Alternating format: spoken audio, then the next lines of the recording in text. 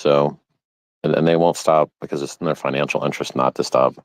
Whereas it's in my financial interest to protect my people. I want my people to do well. And so I don't want to see you guys get fit into the meat grinder. And I want to protect you and save you and do everything I can to try and help you. Which is why for half a decade, I've been giving you free, wonderful, amazing advice that has saved. All right, I'm going to pick up some hands. So if you want to talk, let's see what we got here. Approve. All right, we got one speaker. Oh, I can invite a co-host. This usually breaks the space. So who's my co-host going to be?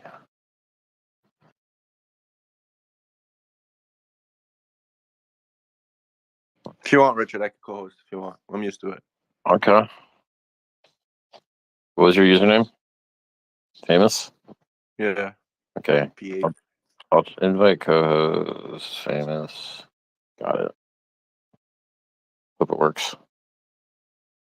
Even Elon had his chat break. It was so crap that it's like Elon. Yeah, it's broken. It breaks all the time. People can't hear each other.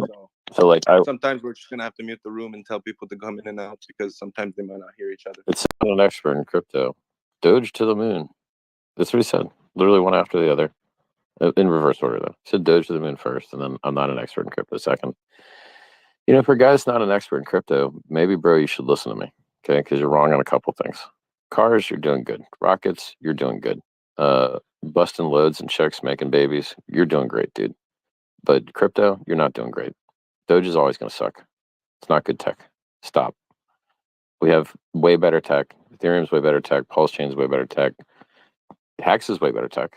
Oh, you want to de-risk in Doge chain? Start sucking middleman D to get into a stable. Good luck. You want to de-risk in Hex? Well, just go on Uniswap. Go on ETH, go on 1inch, go on match it at XYZ. Go wherever you want. On chain, trustless, no counterparty risk. It's so much better. It's sad to see a technologist promote wildly inferior technology and think it's funny. It's not funny, dude. It's trash. Stop. He's wrong about longevity too. He's like, oh, we're all gonna die. You know, it's just a matter of when. So like, I don't want people to live much longer. Yeah, dude. You don't want Alexander Graham Bell and Thomas Edison and Albert Einstein to still be alive right now. You're dumb, dude. Those guys would be killing it. We'd have new industries you never thought possible. It's tragedy that the people that are the best at what they do in this world die and just become worm food when they could still be doing great work. And particularly when we have a universe that's empty, right? So like, do we really have a pot? And how it's so funny to me. The guy that promotes that we don't have a population problem, Elon Musk, is also the guy that doesn't want you to live longer. So you're like, you want more people?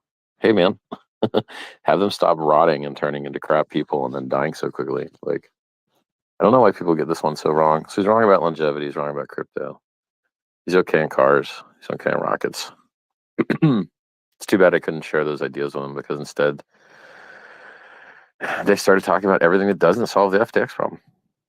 Dogecoin doesn't solve FTX. DeFi solves FTX. And who made DeFi popular? Me. Who carried Uniswap on their back? Me. Who's the reason you've heard of Uniswap? Me. And do I get the credit? Do I get the millions of followers? No, the scammers get them. SBF gets the followers. The dude from Three Arrows Capital gets the followers, but not Richard, the guy that's always right. The hero, the guy that made the 10,000x coin that gave it away for free. Not Richard, the self-help author. The scumbag scammers, they get the credit. It's just amazing to me. It's funny how they're copying you now. Not your keys, not your coins. You know, they're it's a fucking joke. But it's okay, man. They'll get what they deserve with time. Yeah, you know, it's fine. Well, that's all I wanted to say. I mean, if you want to approve some people talk or whatever, I don't feel like managing this space. Well, dude. I was wondering what you wanted to. Yeah. Because let's give let's give people an hour or two to hang out somewhere. This space that's not this shill infested trash. That's the other space. Like, I don't feel like anyone hearing about NFTs and Doge and other stupid bullshit. Like, look, there was a horrible financial tragedy, so now we're going to show you other stuff that sucks that you can get wrecked on. No, thank you. I would like to ask you a question. Good. But I'm debating if if I'm gonna get a good answer out of it. Give it a shot. Obviously, you know, last time You mentioned about the about a coin that you might not need or need, and you're not very worried about it, which is the incentivized token for the Pulsex DApp. I was just wondering if any idea or creativity came out of that after all this time, or If it if has we're still at the liquidity, same place. if it has liquidity, and you earn it from doing something else, then people will do the something else to earn the money. And so you don't need to Rube Goldberg machine it. You just have to someone has to put money in it, basically. Does that make sense to you? 100%. So if you're on Sushi Swap and you want to put liquidity for something, and then you earn some extra thing, you don't need to. You don't. I don't want to put sick tokenomics into the token I don't care about. I don't. I'd rather put sick tokenomics into the tokens I do care about. So of all the tokens in the world, the one I care about least is all the ones I didn't found. And then of the ones I did found, like the incentive token I cared least about. Well, could you give Because the reward? let me put it to you this way. Reward What if there was no incentive token? Then you just make your fucking profit from normal yield farming on what's likely to be less volatile pairs because it's the same code on a different chain. So it should be they should kind of trade next to each other, I assume. There's a lot of guesses, right? So what do you think is going to move more, like USDC versus Ethereum? That's going to move a lot. It's down 80%. Then it was up 60x after the COVID dip. So up 60x, that's a lot. Do you think the Pulsechain pair, Ethereum pair, like E-Link, P-Link, not that, I mean Link and E-Link. So Link on the Ethereum network and Link on the Pulsechain network. Do you think they're really going to go up and down versus each other 60x?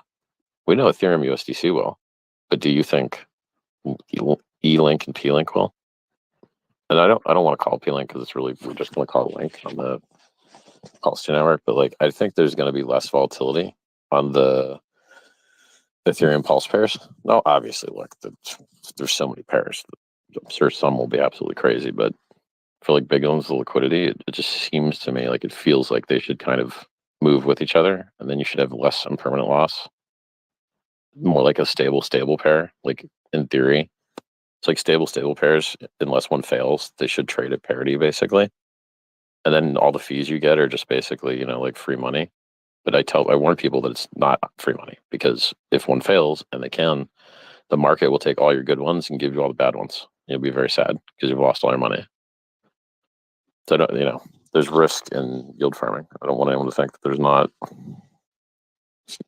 I completely understand. I was just thinking because what you do with the Pulsex buyback, where you're taking whatever fees are generating the 0.03% and you're generating and buying it back and taking it to something. Well, I was wondering if does the incentive for the liquidity providing, because most probably the people that provide liquidity it's totally unrelated. Are there, right? Could it be something that's bought into, so that selling off of it is not negative, whereas you always have it buying it, therefore even if someone sells it off, no, there's no perpetual motion machine. Anything that is buyable that makes the price go up is sellable and makes the price go down, and there's literally no way around that. So okay. I don't know why everyone cares so much about the incentive token. The liquidity locusts come and they give you the liquidity to yield farm your coin, and then they dump the crap out of it, and then they wait for the next thing to come along, and then they go liquidity locust that thing. So well, that's usually because the token that's provided has no other utility. But what if we were to put a coin that then you'd be starving utility from one that you didn't give to the yield farming locusts. So save the good game theory ideas for not giving it to the locusts. Okay, but what if the major players are incentivized to have an asset that they want, that they could go ahead and delay their gratification? If you want to post your game theory ideas in the Pulse Plan channel, go ahead. But I don't. That's why I didn't want to. I care about Pulse Chain, care about Pulse X, care about Hex. I don't give a shit about the incentive token. We if really people make money on it, congrats. 100%. No, because how do you not make money on it? You're gonna get it for free. There's no other way to get it than to get it for free, kind of. So I don't see how anyone's gonna lose on that one. But I'm a little bit tired, so don't I have to be careful with all these forward-looking statements and price statements and stuff. I'm not an oracle. I'm guessing. I'm not a financial advisor. I'm not your lawyer. I'm not your accountant. You know, I'm just making guesses. Well, thank you. Yeah. Thank you for answering my question. My pleasure. So as soon as Well, I all just you wanted guys to- want to ask one Pulsechain, I don't know, dude. As soon as it's ready, they're working on it. There's been a lot of movement in the GitLab. So Yeah, the GitLab stuff excites me. Yep. But I was when you just see gonna talk V3 about, testnet come out, you can be more excited. indeed. Yep. But if people care about so much about the incentive token, like, you know, you can build on it. Like, that's the beauty of Like, DeFi why do I and listen? the Why do stuff. I want to incentivize you to provide yield farm instead of just like getting hex? Why would I do that?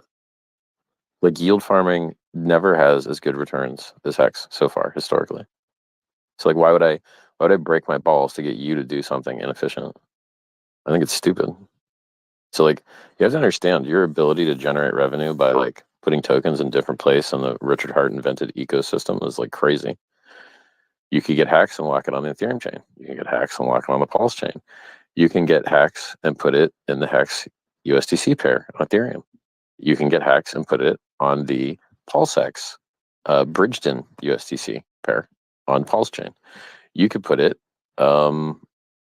You could take Pulse and lock it up itself and generate yield there. So like, and not all of these are going to pay the same. They're going to have different risk profiles and different rewards, and I'm sure some of them are going to be wildly better than others. And so like, I don't think it's useful to just try and max out, get people into yield farming, because I don't think yield farming does as well as hex, like systematically. Yield farmers don't get rich, dude. Like in general. I 100% agree with you. You know, I don't always understand why people are so, like, of all the things to have questions about, the yield token always seems to be like, or the incentive token always seems to be like the one thing everyone wants to know about. I think it's one of the most least interesting pieces. It's the least interesting thing, dude. I just, I don't. It's a duct taped on shitcoin, so you're like, cool, duct tape on shitcoin, great. That's what it is. People want it because it'll have a value, but other than that, fuck it. I got a question for you. Of obviously, what's in the news, like central exchanges are the problem, but they're not going away. So, if they're gonna be better, and we're gonna learn from this, do you see like on-chain hybrids or exchanges start using DeFi, or like, do you see anything getting slightly better other than just?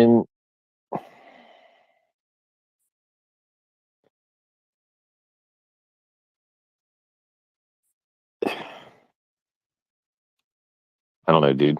Shouldn't banks just sell you crypto by now? They're allowed to. They're literally allowed to, but they just don't. It's an That would be inefficient cool. world. I mean, a lot of times you have to just solve these fucking things yourself. So you want to make a better fiat on-ramping service for people, go get your first money transmitter license somewhere and go start on-ramping people. You don't need all of them. You don't need every state. So it's like, if you there are some things in the world that if you want to make it better, you got to do it yourself. And a lot of times it's wildly profitable to do it. So Coinbase made billions of dollars by just making an exchange, you know? So like FTX made billions of dollars by making an exchange. It seems like, I don't know if it's survivorship bias and there's a whole ton of exchanges failing out there that I just haven't seen. But it seems to me like it's a pretty profitable business. And it seems like it has a lower failure rate than like normal cryptocurrencies. Most cryptos have a very, very high failure rate. I think exchanges with licenses tend to have a lower failure rate just because there's more barrier to entry, so there's less competition. Could be wrong, you know. Like, it's hard for me to get a sample of how many failed exchanges are out there.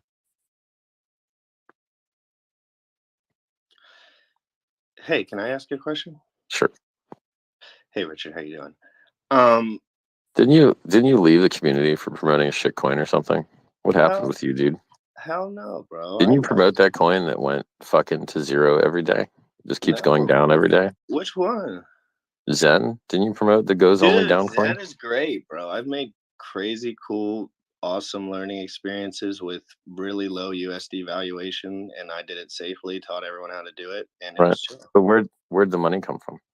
I just You just wrecked the minted, retail yeah, I exchange minted guys. $200. So I've also you bought minted a bunch of coins and 45 dumped them grand on the of retail hex in the exchange guys. last. I bought 45 grand worth of hex in the last 400 days. Okay. So So that's as a been general great. rule, if But people I were to just, like, if people were to run scams and shit and then put their like net profit into something good, like I consider hex good, then the next price would go up. But you if really people think launch Zen's a coins, scam? You really think Zen's a scam? I think proof of botnet is a very bad idea. And I think proof of fuck everyone over on gas fees to spam up the network is a very bad idea. And I think like yeah, I think proof of Can you open spam that up is a so we shitty can learn? idea. I want to learn. I need to learn. I'm a pleb. Help me. Please help me. I love your work. I've listened to all your work, everything 100 times. I've read your book a million times. I All just right. want to understand what you're thinking so I can maybe Yeah. learn. Well, people come into the Hex community and they build like a little brand, a little mini brand, and then they savage fuck them with a shitcoin. So we've seen it with Axion, and we've seen it with Wise, and we've seen it with Rex, and we've seen it with all these fucking coins that go to zero and keep going to zero over and over again. And then the next piece of shit in line was Zen. But no one fucking learns. No one pays attention. They want to buy the thing that just keeps going to zero all the fucking time or gets rug pulled or both. I mean, we've seen every combination of rug pull So if it and does well, will you just inflation bug. reconsider it? What if it does well or No. something? Let's say, like, what would What you if- say if it what did if- really well for like a year or two and things? I'm just saying, if that occurred for whatever fucking reason, why would you like? What would you say then? Just be like, I don't think it's So efficient. I don't think are you telling me that? So you're really just right now. You saw a coin go negative 10,000x, and you're telling me like, what if it becomes a world reserve currency? Is that the logical tactic you're using right now? We minted it for literally a few dollars. No, you didn't. Okay, the fucking money that went that's into the millions of dollars of inflated gas fees that everyone had to pay because of your proof of spam shitcoin experiment It's not mine. is a net first of negative all. externality on everyone in the crypto space, including hexagons. Hexagons have to pay those raised fees because you idiots are doing proof of spam. So things like this won't exist, and the only reason they're bad is because they mess with hex. No, they fuck everyone over. You think I can't do malicious shit to attack networks too? I can, but I choose not to. Yeah, Proof but I don't of spam understand is a it. bad I don't idea. know enough like you do, so I want you to teach me. Anyway, I'm teaching you right now. Proof Okay, of spam is a bad idea. Okay, come mint coins by blowing up the network's capacity is a bad idea. Get as many coins as you ask for by filling the network up with ask for coins transactions. Leaves no space for anyone else, and this shit just goes to zero anyway. It went negative 10,000x. Negative. Can I ask you about Ethereum's sensitivity to gas fees? Because it's so sensitive. It's like one of the craziest things I've noticed. You definitely know more than I do about that. Can you tell me about some, like, let's say 5 or 10 decent things get added to Ethereum over the next couple of years. How in God's name are we supposed to do anything? You have to have horizontal scaling. Until sharding exists, where L2s get better adoption, which I haven't seen, you need horizontal scaling, which is what Pulsechain does. It's like asking, how do we scale McDonald's? You fucking open another one across the street, and then people go to both of them. Brute force, copy, paste, horizontal scaling is how you get higher throughput. And then people can bridge if they need, or they can use centralized exchanges if they need. But at least you don't have fucking $40 to do a transaction on Uniswap, which is not okay. A Uniswap transaction shouldn't cost more than to send money by Bankwire. So, and you're part of the problem with promoting something that makes the gas fees higher for no fucking reason. You guys stole retail's money. That shit got listed on some exchanges. The people that minted it and ran the bot networks got to dump on all the fucking idiots that bought it at retail. And now they're down like 1,000x negative. Oops. It's disgusting. It's not good. And I've seen this shit so many times. I've seen so many scams targeted at hexagons, and all they do is lose. Oh, what happened to hex money? Scam. Axion scam, Wise scam, all fucking scams, Rex scam, and tons of other scams that I've even fucking mentioned because I'm smart and don't expose my community to shit. You never even heard these words come out of my mouth except maybe a single digit number of times in the entire time I've been in crypto because I have to shield all you fucking idiots that are listening that have fucking addiction problems and gambling problems. They can't help but FOMO every new fucking thing that you see and you get the shit wrecked out of yourself. You can't just shut up and fucking wait.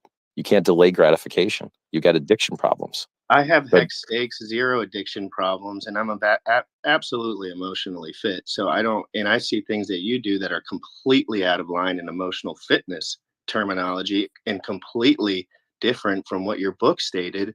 That you know, I read your book 10 times. Like, I loved it. It really Do you helped. think I'm talking about you specifically No, when I talk about addiction I'm just problems? saying, like, we're not dumb. We're So- not all so when we- dumb-dumbs, right, man. but, like, I'm a no, dumb. I but a live in large Boston. I'm portion- wrecked. I used to have a trading channel and I shut it the fuck down because I didn't want to see people trading anymore, because trading is the easiest way to lose your money in crypto. But you were too good give at you- it. You're too good at it. No, but even though I'm good at it, I don't What do it. about you, Richard? Like, how I know that everyone else would lose their money trading. I'm asking you for real. Like, I don't I trade. know you're a smart dude. I do Could not you trade. run any price chart and just ruin it? Like, if you were really a malicious person. I think that if you search deep in your consciousness, you can think of some bad shit I could do if I wanted to do it. I'm an extremely nice person. I do a just lot want of people not to bad stuff. understand that, like, you are a good trader because you're really gifted. Let's be honest, and you're a little neurotic about the charts, and you stay on top of it. But like, Yeah, but I know, still don't most trade it. people will not do shit, and they will I lose it still don't all. trade it because I trading is know still you do. death. I know you do. I'd rather build products. I don't want to take someone else's fucking money from them that they don't want me to have it. Like, I want to build stuff that makes them their lives better. I want to make them happier. So look, I'm using you as an example. You're one of a long line of guys. There's been a long number of people that build up a hex following and then dumped a shitcoin on them. And like, it's every time it happens, you see it on the hex price chart. You're like, oh, I guess someone's launching a new stupid fucking thing that some portion of people are going to fall for, huh? Oh, I guess the hex price has to get hurt now. And then all these people are going to have their money stolen from them. Oh, great. That's great. Every time someone makes a buy at the top of hex and they don't stake it, they're getting their money stolen from them. Every time someone goes into a liquidity pool, they don't understand. That's they're not getting true. their money stolen That's from not them, from fucking someone true. that knows more than them. That is not true. So many people bought tops in hex, and this price is still higher. We've had you could have bought the I've been top in for so many 500 times and had days. more I've been in tops. for 500 days and I've seen the same, where I'm at a zero. I'm zeroed out.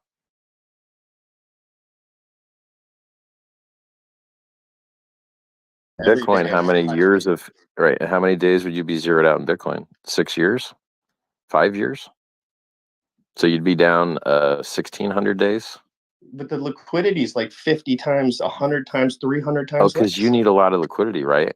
Because you're a trillionaire. You need to market sell instantly $1 That's trillion not the because you point. need The that point liquidity, is that right? big investors want to come in at some point. If someone serious wants to make a buy, they can't have 5, 10, 11% slippage. I have friends that have millions of dollars. Yeah. And that's why you use limit orders and don't pay any slippage. What you're saying is How do I retarded. teach them? You be the liquidity instead of pressing market sell.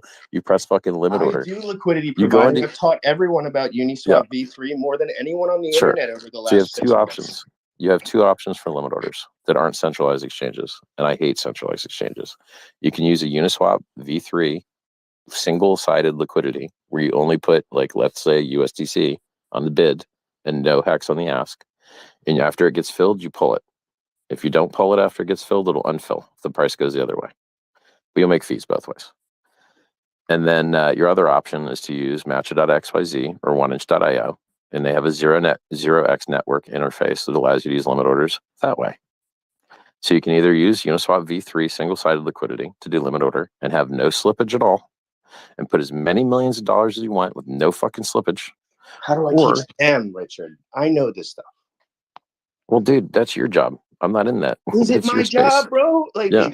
You do it. Hey, Richard. Hey, man. Yo, guys, we have. Can I chime in here, man? Can I chime Yeah, in? I was gonna say we have other hands up, but guys. all right, I'm thank you. leaving, but I love you, Richard, and thank you so much Hey, for everything you have It's my done. pleasure, dude. I love you. Yo, No more Richard, shit coins. Go. What's up? What's up, dude? How you doing? I'm all right. I'm curious, man. I mean, there's a lot of people that don't really give a fuck, to be honest with you, about what, that coin. We're kind of all here. Dude, anything wanna that goes know- negative 10,000x should eat a dick. Yeah, dude, it's just, honestly, I don't even want to talk about that shit, man. I'm Yeah. just glad you started a fucking space, bro. And I got really two questions for you, man. What, number one, in your opinion, what do you foresee? What do you think the next 6 years like for SAM and FTX? And then also, what do you think? The second question would be, what do you think the market looks like up until like the next bull run? I mean, because some of this shit is obviously it's for guys that have been through multiple cycles, it's not shocking. But for some of these people that are in the space now, it is shocking. And so like, I'm curious about your opinion on both of those things. I mean, so that dude, like, apparently his ass, like, fled the country on a jet or something. So, I don't know. Like, he was already in the Bahamas in the first place, apparently. So, it seems like he was way shadier. He has more of like the not really where he's at and all he's doing. What is the kind of like a textbook ramification of what he's looking at? I mean, this is like bigger than Bernie Madoff. You know what I'm saying? We don't know. We don't know the charges. We'll find out what the charges are. I mean, the thing is, like, a lot of what he did might have been legal. You sign up for some guy's exchange and you just click the shrink wrap that says, like, you know, you have to rename your firstborn son to whatever he wants, and he can do whatever he wants with your stuff. Like, you know, like, people don't even read the document. So who knows what was in the sign up terms of service? Sign up terms of service could have said he could do anything the fuck he wants. And then he didn't actually break any laws that I know of, right? Like, it's, you gotta get into the details. The devil's in the details. But when you give your money to a centralized exchange, it ain't your money no more. It's their money. People don't get that. You're an unsecured creditor. You don't have a UC1 form. You're not a secured creditor. You're an unsecured creditor. You're getting commingled with everybody else. Your stuff's not held apart. So unless you know about bankruptcy law, it's kind of hard for people to understand these words I'm saying, right? Like, I'm a real business person. I understand real business. And people live in little FOMO NFT lands and they don't get anything. Yeah, that's why I kind of wanted to bring this shit up, dude. Is because I mean, this is real life shit. So well, I'm you know what bothers me? Yeah, I'll tell you what bothers me. I wish the fucking price would just go down and get it over with and rip the Band-Aid off. But every single one of these slow motion failure bullshits, like Gox is sort of Demosthenes fucking hanging its death sword over the price for like years and years and years and years. And I just don't want to talk about it anymore. I'm tired of Mount Gox and you know, these seizures from the US government. Just sell, dump the price, get out. So we want to go back up now, right? Like, get it over with. Dump the price, get it out, and we can all go back up. I hate this like delayed paralysis stuff, right? So like, okay, now instead of FTX just dumping all the coins and getting our 11K and pray fill, now it's like, well, not that you would fill on BTC because it's trash. I would never suggest anyone buy Bitcoin, but its days of sunshine have come to an end. It is limp gains forever now. Yeah, like when we're sitting here, like, okay, FTX now has Chapter 11 bankruptcy, and so now they have someone managing the coins in bankruptcy. When do the coins get sold? When can we unwind all this bad debt and start going up again? When can we quit paying lawyers to all stare at each other and do nothing? Think about how much money the Mt. Gox trustees have been paid over the last decade. Why would they ever want to release the money? As soon as they release the money, they stop getting paid. So it's this like, it's not even a tragedy of the commons. It's a more perverse, negative tragedy in that trustees don't want to stop getting paid. So they dick around forever and never actually do the thing that's good for the people and make the creditors whole and rip the Band-Aid off and get it over with. And everyone goes on with their life. They just stick us in this paralysis crap. I want a solid bottom. That, you know, I'm happy to tell everyone, like, I think the bottom's here. And it's very hard to get that when they keep adding these, like, oh, well, this will dump here and this will dump there, and interest rates are going up. And you're like, okay, can we make this easier? Can you reduce the variables for me here, please? Can you just sell these coins that you say you're going to sell? Just sell them. Sell the coins. Sell. Get it over with. Let's go. Bull run, please. You know? That's awesome, man. Just to highlight. Yeah, just to highlight, like, we've got Silk Road coins that they just got, like $1 billion of those. New ones from a new guy. They got somebody that hacked the Silk Road and they got his $1 billion of coins. Lol. And then we've got the Finex hackers coins. And then we've got Ross Ulbricht's coins from the Silk Road. And then we've got the Gox coins. BTC price. I don't think they got any Ethereum. I think that's all BTC pain, right? And then they're like, Ethereum just has to get beat up because BTC got beat up. Which kind of sucks because, like, you know, there was no Ethereum stolen in the Gox hack. There was no Ethereum stolen in the Silk Road hack. But Ethereum is going to get beat up because Bitcoin is going to get beat up because Hart's Law, because they're bound by the liquidity in their trading pairs. Well,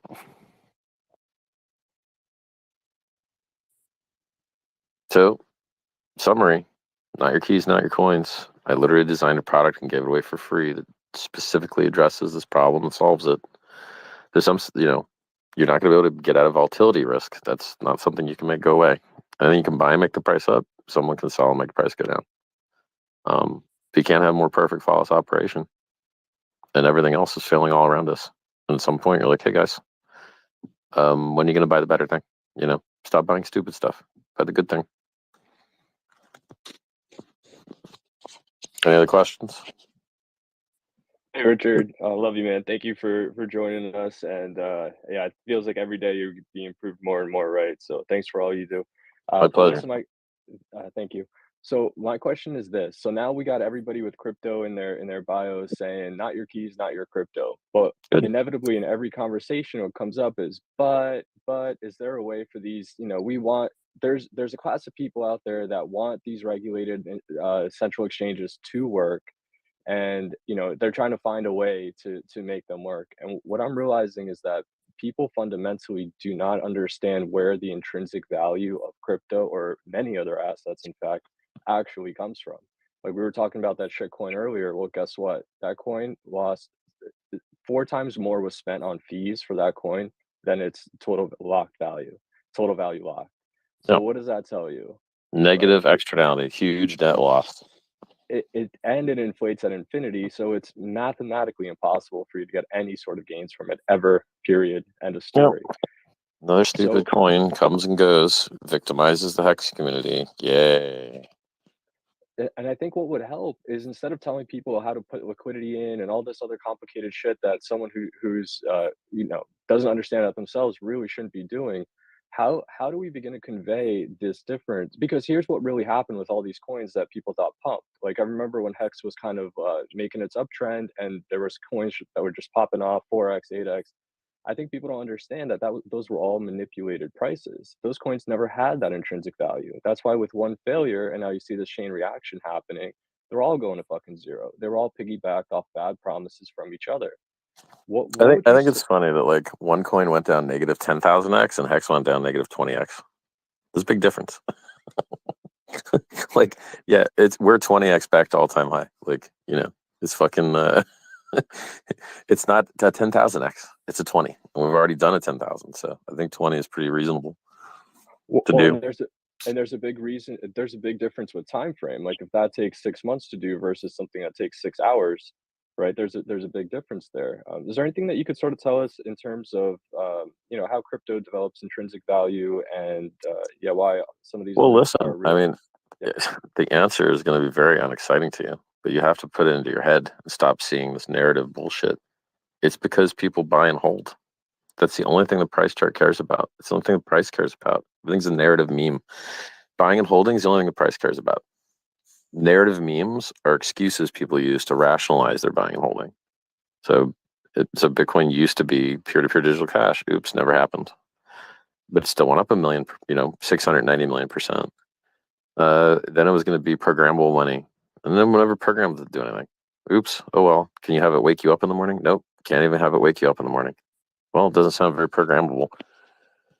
Yeah, and then it still went up 690 million%.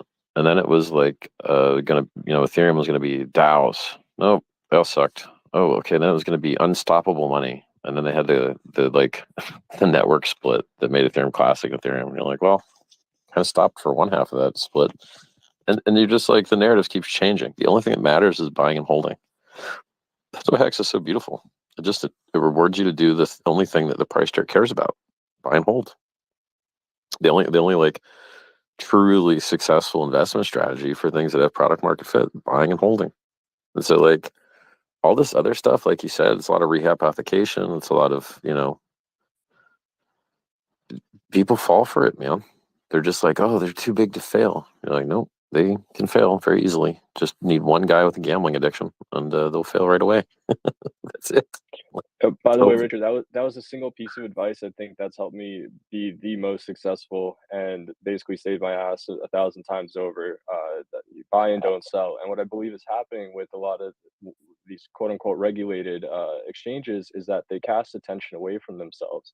And then what they do is they they basically put that hold cycle, like, so you want to buy and hold, that's where an intrinsic value is developed, but they shortcut that part, right? And that's why it always inflates into this bubble. So that was by no means boring, man. Thank you so much for that My response. pleasure, man.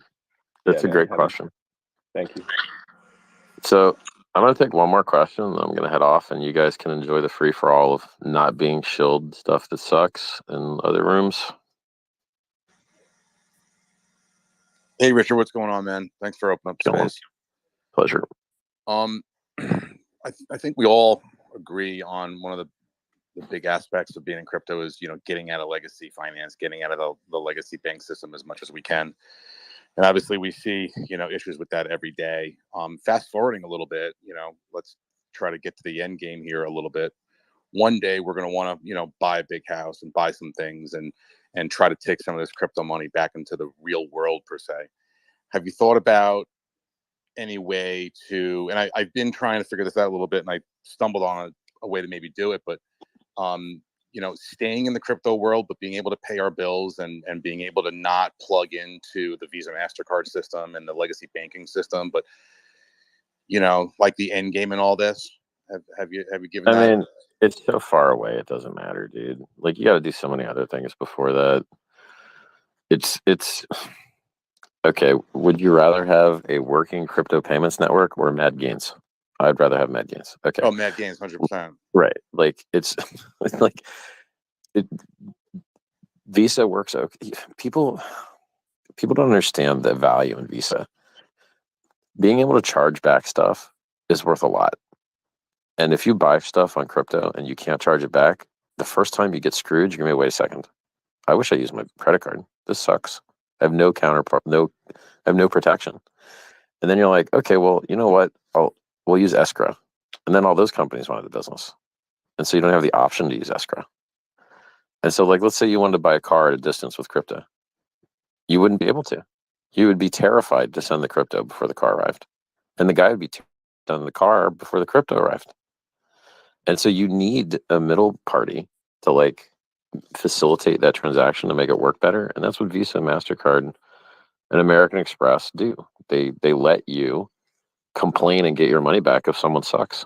And it's really, really valuable. And it's probably worth more than the 2 or 3% you're paying. But then people look at crypto and they're like, oh, well, crypto can solve this. Crypto can solve part of it. Right. It can, there is a place for irreversible payments, but there's a place for disputable payments, a big place, a huge place, because merchants will just screw you to take your crypto and not give you what they said they would. So, it's not as inefficient to market as people think it is. Now, it's extremely inefficient for censorship resistance. So if you need censorship resistance, it's amazing. If you need privacy, it's amazing. If you need anonymity, it's amazing. But if you are just doing normal transactions and buying, like, a book or something, you will probably want that chargeback protection, because when it doesn't arrive, what are you gonna do? The guy says he shipped it. He has a tracking number. He says he shipped it. You didn't get it. Now what? Well, I guess you're screwed. You don't have your money. It sucks. Credit card solves that. Crypto does not. And if you try to involve if there still was any escrow companies left, they would charge you more than what the credit card would to solve that problem for you. Gotcha. That's a great point, man. Thank you very much. My pleasure, man. But, like, in the Hey, end Richard, game, I don't wanna we can make progress on it, but it's like, let's bring back the bull run and the Mad Gains first, and then we could worry about replacing Visa. Right, for sure. Okay, thank you. Pleasure, man. Hey, Richard, I don't want to keep it too long. I did want to ask something. You do so much to help everyone else. Is there any way that we, the people who support you and want to follow you and help you out, is there any way that we would know if you weren't emotionally okay? If there's anyone that could reach out for you, is there any way that anyone would know? I'm doing great. I mean, okay. It's like, I've spent so many years of my life waiting for devs that I'm just used to it. So, like, there's nothing I can do about it. And I was, right about price. I was right about custody. My coin's been doing extremely well. Like, I mean, if I were to tell you the coin that went up 10,000x dropped basically the same amount that Ethereum did, you'd be like, damn, that's pretty good. You're like, yeah, Ethereum dropped 85. We dropped 95. What's the big deal? Sounds awesome. Like, it's great. but they went up 60x and we went up 10,000x. So, and the other thing is like, if you could get the world's best performing asset and you can get it at a bigger discount, you win twice. You're like, yay, I get more of the awesome thing for even less. That's great than buying weaker gain stuff for like more, you know? So, yeah. And I just I'm doing IRL things. I'm building a museum and it takes time. And so like, I haven't been able to like do live streams from the throne. So, but like, what am I going to talk about? Did he just Okay, yes, I was right about everything, the as museum? I have been for years now. I Fuck. pat myself on the back some more, and we wait for our price targets, and we wait for Pulsechain to launch, and I don't have much else to say. It's like, yep, Richard Hart here again. It's called the top on the day, world's biggest diamond, 10,000x coin, flawless operation for 1,000 days, about half the age of Ethereum now, and like, follow, subscribe. But I don't know, man. Like when you're doing IRL stuff, you just get out of the habit of like just popping up on a live stream, and because like look right now, like I've run out of stuff to say, and it's like I already said it. I've been saying it for half a decade, and the people that listened were saved, and the people that didn't were doomed and cry on live stream now and cry. Let's be honest, But they forget I was in about there their asking referral questions. links to FTX. They forget about the referral links to Celsius.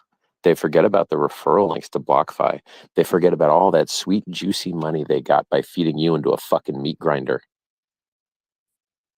And that's the reason they don't like me, because I show them what they really are. They're pieces of shit.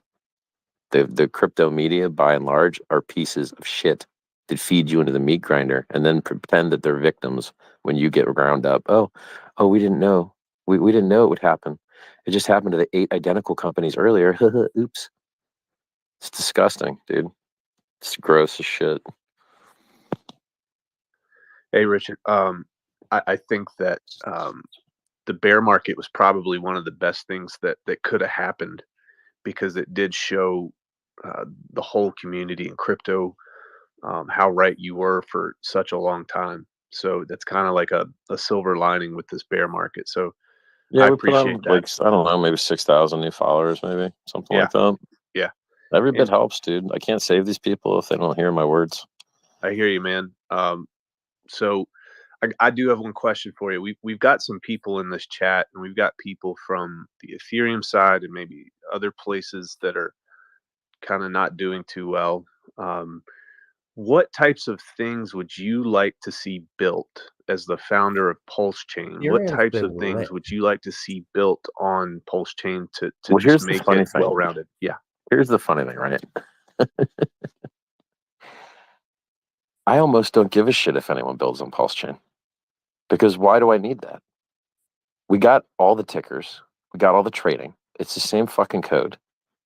So do we need more? You want to trade Link? Cool. We got Link. Same code. Same ticker. You want to trade Ethereum? Cool. We got Ethereum. We got bridged in Ethereum, and we got fucking Pulsechain that you got for free. So like, why do I care if someone launches 20 more shit coins and tries to like suck all the liquidity? Like, it just this He this. wants Do you that see Vitalik winning. shilling ERC20s? No, you do not. Literally, no. Okay. Why? Because he doesn't fucking own any ERC20, so he doesn't give a fuck whether the price goes up or not. And does Ethereum do very well? Yes, Ethereum does very well. And so it's like, it's like what I was telling you about. Like, if people go out there and scam and then take their winnings from scamming and put it in Hex goes up. But if people go out there and scam and take their winnings and put it into fucking dollars and go buy Lambos, then just all the prices go down. So like, it matters. This whole like make a bunch of shit coins and then think it makes the world better, by and large, I do not believe that it does. I care about anonymity, privacy, barely care about throughput. It's okay. Which means he'll never support anything. I that care he about has not transaction fees, and I care most about mad gains. And when you spread your price energy across 10 different tickers, guess what, motherfucker? They all can't go up. You have X now of money. unless you do this hypothecation reflexivity shit, If which you is what have they've been less doing. money, the richer you can. And then like you buy one coin and then it puts its money into another coin and it puts its money into another coin. And then when they fail, they like domino down, cascade fail. None of my stuff does that shit. We don't have like inflation bugs on the way down like Luna had. We just have standard, you know, slow, normal inflation. So we don't get negative I agree 10,000x with shit. that. You know, we get normal crypto shit. So it's like basically the premise of your question is like, we want to launch more coins. Please sell us coins, please. And I'm like, no, don't launch any more fucking coins. Go spread the good word about the coins that we've got, you know? But if you were in the Ethereum space, I wouldn't mind seeing some type of tornado coin replacement. I don't really know what people are using for tornado coin replacement right now. I'd be happy to hear. Appreciate your Tornado answer. Cash. Tornado Cash is a wildly useful protocol. You want to buy a house? Okay, well, I guess everyone's going to know everyone you've ever done business with before. And you want to buy a cheeseburger? I guess they're going to have to know your net worth now.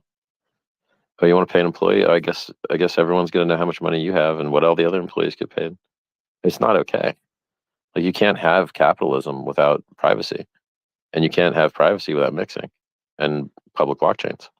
So, I mean, I guess you could call ZK snarks not mixing, unless you consider the anonymity set kind of like pseudo mixing or something. But so I think the biggest problem with Ethereum right now is just it needs better anonymity tools, because I believe the government did something a little not good there. I think preemptively fucking everybody over is the opposite of what a And government that's should what do. we're talking Like, about, oh, today, guys. That's what we'll be talking we're about. here to protect you by breaking this really useful thing. Oh, well, I don't feel very protected. I feel like I got fucked. What's up? You know? Yeah, I've not vetted it, but I've heard that the M87 is a 1-to-1 fork of Tornado Cash that some people are using. All right, I'll Google it. Appreciate the heads up, bro. Hey, Richard, I just Yep. wanted to jump in quickly and say thank you, man. My pleasure, bro. Everything you do, awesome. I really benefited from all the education you've put out there, the videos. I haven't watched all your stuff, but you repeat a lot of very useful information enough that I think I've caught most of the baseline facts, and I know I've personally benefited from it, as I'm not totally broke, although I still degen with a couple other things. I'm sorry, I'm not a 100% maximalist. You That's are funny. the god of crypto. I know I won't get a follow because I go play with KG. Oh well, but I unfollow everybody. Like, I don't give a fuck who you are. yeah, If I see you that's cool. promote some shit that's not our age thing, I just unfollow you. And It it's always cool. goes the same way, dude. You will get wrecked, and then you'll come back, and you'll be like, it's. I've seen this show Well, 100 I never times, left. dude. I never left. Or Like, you I'm can holding just big hold hex both. bags, well, as Like, much as my what? poor club butt can. But anyways, But you know what? I I bet you SPF's holding hex bags too, but it doesn't mean he's a good guy, you know? well, I'm not SPX, but on that Yeah, note, you're this right. does lead into the question that I actually had. So really, since I have a chance to pick your brain here, something that I'm wondering if I should even spend the time to get out of bed and look into this is BitBoy got all riled up, and there was plenty of meme videos about it because of SBF's stupid anti-DeFi lobbying, basically with Congress for that Scumbag, law. motherfucking. Yeah, The DeFi and would save his it- users from him. yeah, and as soon as this crap went down with FTX exploding, there was Yep. rumors that, okay, the bill's squashed. But then I heard another rumor that Congress was going to go forward with it. So I wanted to pick your brain what you thought about that. I would look forward to one day a government making things better instead of worse. I can't remember it happening anytime in my lifetime, basically, but I dream the dream of the government making something better once. I haven't seen it yet, I don't think. They're carrying it forward to save face. He made them look like a bunch of shitheads. I really hope that they fuck off. The whole reason crypto exists is because the government's not good at shit. The government's not good at money, so we had to make our own money. If they weren't so bad at it, we wouldn't have had to make our own. But they're terrible at it. You've never had less choice in banks. You've never had less choice in currencies. You've never had less choice in fucking everything. Like, you've never had less choice in your internet service provider. It all sucks. Like the governments are not doing their job to help capitalism thrive and foster competition. Capitalism does not thrive without competition, and the government is failing terribly at helping competition happen. So, like, why are there so few exchanges? Government laws. Why are people losing so much money? Government laws. They're just bad. Like, they suck. What? Oh, by the way, like, where were all of FTX's customers? Mostly out of the United States because they were in the Bahamas and didn't allow you to KYC with U.S. based stuff, right? So like, you had to sign up on a different site, FTX US, if you were a US person. So like, I'm not an expert on their shit because I was never stupid enough to open a fucking account there, like so many other people were. I just keep winning all the time. It's like hilarious. Everyone else is getting the shit wrecked out of them. And you're like, yeah, well, you should have listened to me. You could have sold the top. And by the way, like Hex, oh no, we dipped.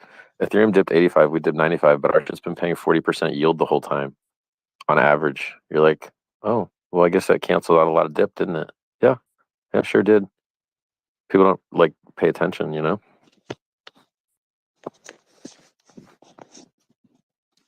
Yeah, this might be like the stupidest idea ever, but one thing I've always kind of thought would be nice to see would be a fiat on and off ramp that wrapped around Uniswap and pretended to be a centralized exchange using multi-sig.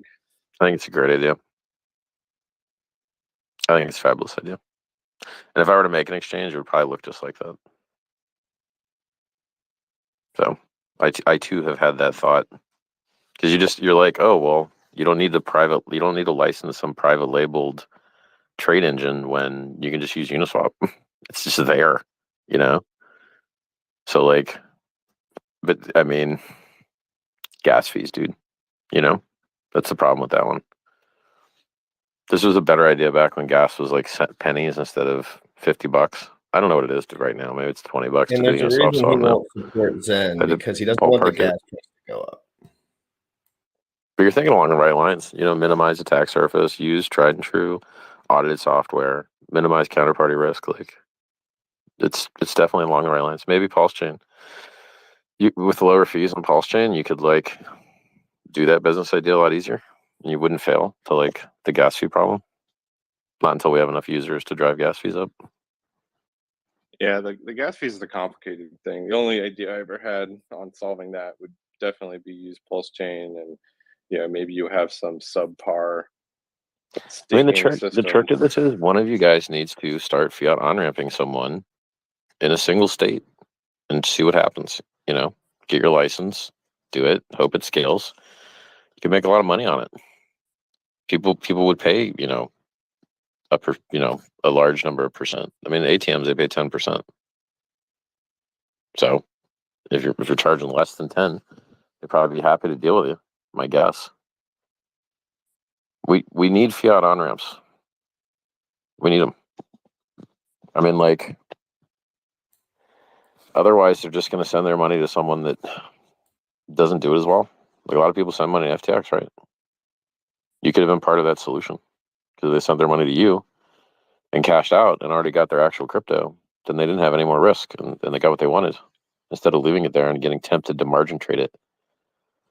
That's why I used to send people to Stamp because they didn't have margin trading, you know? Because I don't want to see people getting destroyed. Like, margin trading is how you can lose all your money the quickest. Normal trading is how you could lose it a little bit slower. You're still going to lose all your money, but just slower. With margin trading, you lose your money super quick. Richard, I just want to say thank you for everything and answering my question. I'm going to step down so others can come up. My pleasure, man. As much as you tried to get out of here, I think you're going to be. I'm going to peace out too. Answering questions. I'm going to rock out too, dude. I've had fun, guys, and I really hope that thank you this so bear much market comes to an end soon. I I wish everyone would just sell all these coins that they've hacked, seized, and otherwise whatever, so we could get a nice clean bottom. You know, rip the Band-Aid off, remove their ability to hurt the price later, let them sell lower now, and go back up. And then, if we could peel these Band-Aids off, I got to tell you, man, that spread on Grayscale right now at like negative 40-something% is like pretty brutal. And you feel sorry for everyone that bought it at negative 20 and thought they were getting a deal. Like, oh, 10% off, what a deal. And then it went to -20 and the price of Bitcoin went down. And then it went to -30 and the price of Bitcoin went down. And then it went to -40 and the price of Bitcoin went down. You're like, yo, did you guys realize that it could just, like an oscillating indicator, just stick down and stay down and get worse and worse and worse? Because I told you that could happen. And it did. And the people that listened were saved. The people that didn't were wrecked. I hope, all I have to show for being right all the time is nearly infinite wealth. Damn it. Life's not fair. All right. The truth is, Richard says that he's infinitely right, but this is extremely incorrect.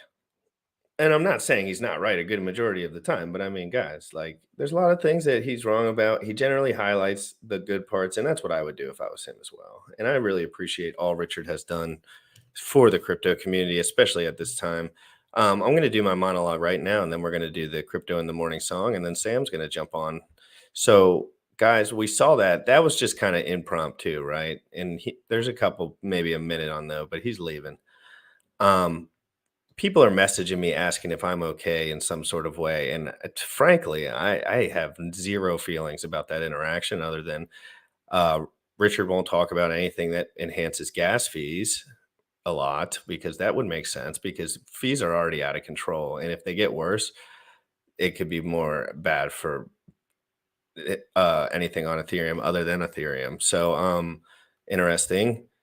And I think that we had a decent conversation, and I think that it was cool. So I don't see where the problem was. Like, it's no worries, guys. You don't have to be stressed out when someone says something. He pushed me. I didn't care, because it's whatever. It doesn't matter.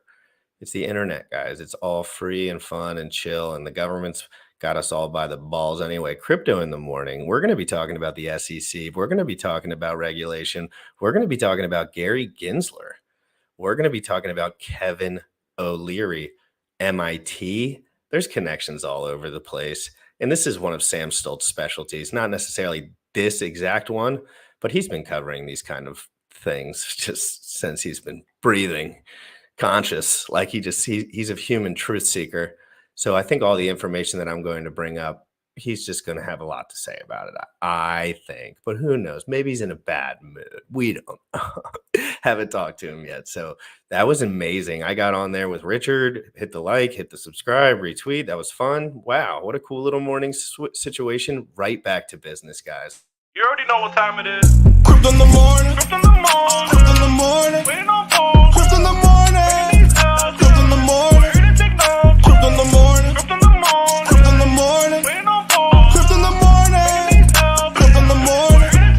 Smoking no blunt on my way to the gym. 11 a.m. and I'm already tuned in. Got me some hex and I'm making a stake. Got me some heads on, I'm making it rain. Pay me some maxi and that's just in case. Jim ready sent me to show you the way. Crypto in the morning. Crypto in the morning. Crypto in the morning. Crypto in the morning. Crypto in the morning. Crypto in the morning. Crypto in the morning. Crypto in the morning. Crypto in the morning. Crypto in the morning.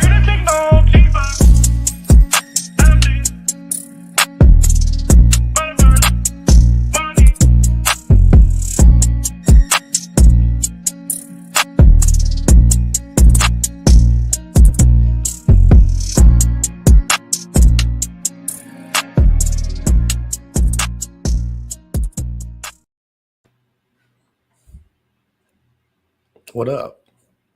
Hold on, you're muted. I unmuted you. Sounds like you had a fun time this morning. I wasn't there. Were you listening when we were talking? I missed out. Oh, dude, he got right into me, and I got right into him right away. Like, he came right at me to the throat right away, and he was like, "You shilling some scam?" Then I asked him if Zen was a scam, and he said yes, because it's proof of bot, and it's going to ruin the gas fees. Basically, what he said. And then I thought about it for a second, and I said, well, of course, yeah, no one will buy Hex if there's ruined gas fees. And then but I was just thinking for myself, I wasn't trying to come at him. Of course, he wouldn't support something that ruined gas fees. That makes a lot of sense to me. But I was just asking him, I was like, I want to know why. Tell us why. Teach us. Tell us why these things are bad. And that's when, yes, he did. He basically, that's what he said. And then I basically told him, I can't remember exactly what I said. I think I mentioned that I spent, a large amount of money on Hex, and he was like Zen goes straight down, and I was just like, dude, we've all spent thousands and thousands of dollars on Hex while it's gone down, and then just like switch the subject kind of deal. But like at the end of the day, if I'm gonna get a chance to talk to him, I'm gonna check him if I can. I don't care what he says about me. Who the fuck cares? Yeah, Like whatever. Everyone's messaging me asking if I'm okay. Yeah, I'm literally like I'm so surprised that people would even think like, why would I say that if I would be unokay after the conversation? Correct. Like they're like that was it for me. That combo was like the deal. Well, there's a lot of people with very fragile egos and they're not very emotionally fit. So if somebody like pushes them, they fall over, right? So there's a lot of people like that in the community and in the world in general. So they are probably reaching out because they are either unemotional. Yeah, they're like almost doxing themselves as wuss. Or they just know somebody like that. Go ahead. No, I was going to add to that. It's funny because good morning, by the way, everyone. It's funny because the same thing happened to me when Richard told me to shut the fuck up. I got a lot of DMs like, yo, you okay, bro? Ha ha ha, whatever. And then when I told Richard Hart to shut the fuck up, crickets. You think people got in my DMs and be like, oh, good for you for standing up? And it's like, no, bro, like get out of here. Like, what happened when I was talking? What was said? We can play it back if you want. Yeah, you should play it back. Oh, can we do it at the end? Whatever you want. Because I want to talk about Mr. Gary Gensler. Cool. You have something to. I want to know what I need to. Yes, that is important. I don't necessarily love hearing myself speak because I just don't do it. So maybe at the end I'll do that. But right now I need to get my ADD under control because I've been preparing for the show a little bit. But I need Sam's input on this. I want to know, I got all my investments in place pretty much, right? If USDC goes to zero, I'm absolutely screwed. But other than that, I'm cool. So what do you think, Sam, about the current state of the market? Real quick before we get into this video, it's called The End for Gary Gensler, the SEC, SBF, FTX, and all corporate parties involved in the crypto scandal. That's what this video is labeled. It's 12 minutes long, and I want you to tell me to stop while we're going. But what do you think about the current landscape before we get into that and what's going on, whatever you know? I know that the guys at FTX know how to do financial engineering and all that fun stuff and derivatives and all of that. So the market right now has no idea all of the spider legs that were associated with FTX. Like there was feet in a lot of different areas, and a lot of people don't understand what is going on at this moment because you can have things that are obfuscated. So think of like having a screen up like this so you can't see what I'm doing back behind it. And that is effectively what they were very good at doing. So we're going to see more and more stuff come out. Just yesterday, I saw multiple different reports of insiders at FTX either taking money out of the system, like illegally probably, which I wouldn't put it past them. Or they said it's built in back doors. Sam, do you have any insight on that state? What that could mean? I know what it means, but that's what the little scandal is that there's built in back doors into these things. So when things go south, there's software implementations already for that to, if said occurred, to get money out, maybe legally or effectively. I don't know. Not necessarily legally, but take the money. And once you have crypto, right, you're good. You could get out of the system, so to speak. Can you talk about the legal implications of this for, let's say, a normie? Obviously, this isn't a normie, so we know how corporate stuff goes and scandals. But you were in this system. You maybe have seen people get caught up. I don't know. What kind of implications, if you know, if law was fair, I guess, could these guys be getting into? Like, where are the boundaries and where is the legal boundary? If you know, I mean, it could be. Well, this for the normal person is not going to affect them, right? The normal people, FTX catered to a type of person that was probably slightly more. I mean, like prison for SBF. Like, is there a rule book? Do you know that rule book? Like, what's the real rule book? Like, when do you go to jail? Like, when do you get like really bad? Like, you go into prison, bro? Like, for real? Depends how big your bank account is. So if your bank account is very large, like what's his face, Sam, then he's probably not going to go to jail because he's got a large bank account. And if you know something, if you just put yourself in anybody's shoes, right? If I have, say, a couple $1 billion, and by the way, the numbers that people put forth about people having a certain amount of wealth are so, people are effing clueless how real business works. Like those numbers that like Forbes comes out with, oh, these are the top 100. Like this is just trackable data. Anybody who has a business or several businesses obfuscates information for privacy purposes. So if I have a several $1 billion of money, I will spend whatever I need to spend so I don't go to jail, right? So I don't personally see him going to jail. I think he'll get out of jail. Although, even though I'm sure he probably did many different things that were illegal, didn't hold up his fiduciary responsibility to act in the best interest of his clients from a financial perspective, didn't have the oversight involved, didn't follow the actual like guidelines on how things are supposed to be run. But I don't see him going to jail personally. He's got a lot of close relationships with people in government. He's got a lot of money that can pay people. What if they use him as a sacrifice because he's emptied? Do they do that, or is there too? There's too many ties. but Family ties. You only have to be in the right hand side of things. You have to be in the right politically leaning in order for you to be sacrificed, right? Because what if it's a transitionary period and they're almost like, oh, we made a mistake on this one, whoopsie poo poo. But anyway, there's too many family ties now. It doesn't seem likely. What seems more likely is very bad policies and regulations that are put forth in a haphazard way that are rushed to the market, and that's going to affect normies, right?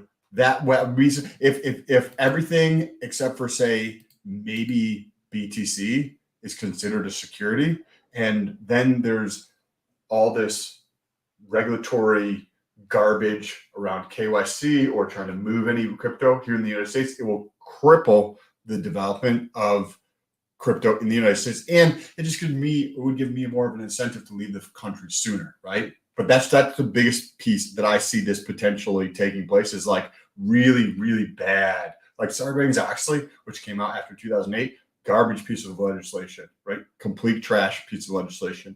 But I see that type of thing could be possible in this, which would really negatively impact the crypto space in general. It's critical you're at the cutting edge of this, like as far as content creation, like because you're the best, dude. You're the best guy in this. But right now, you weren't in this business last year.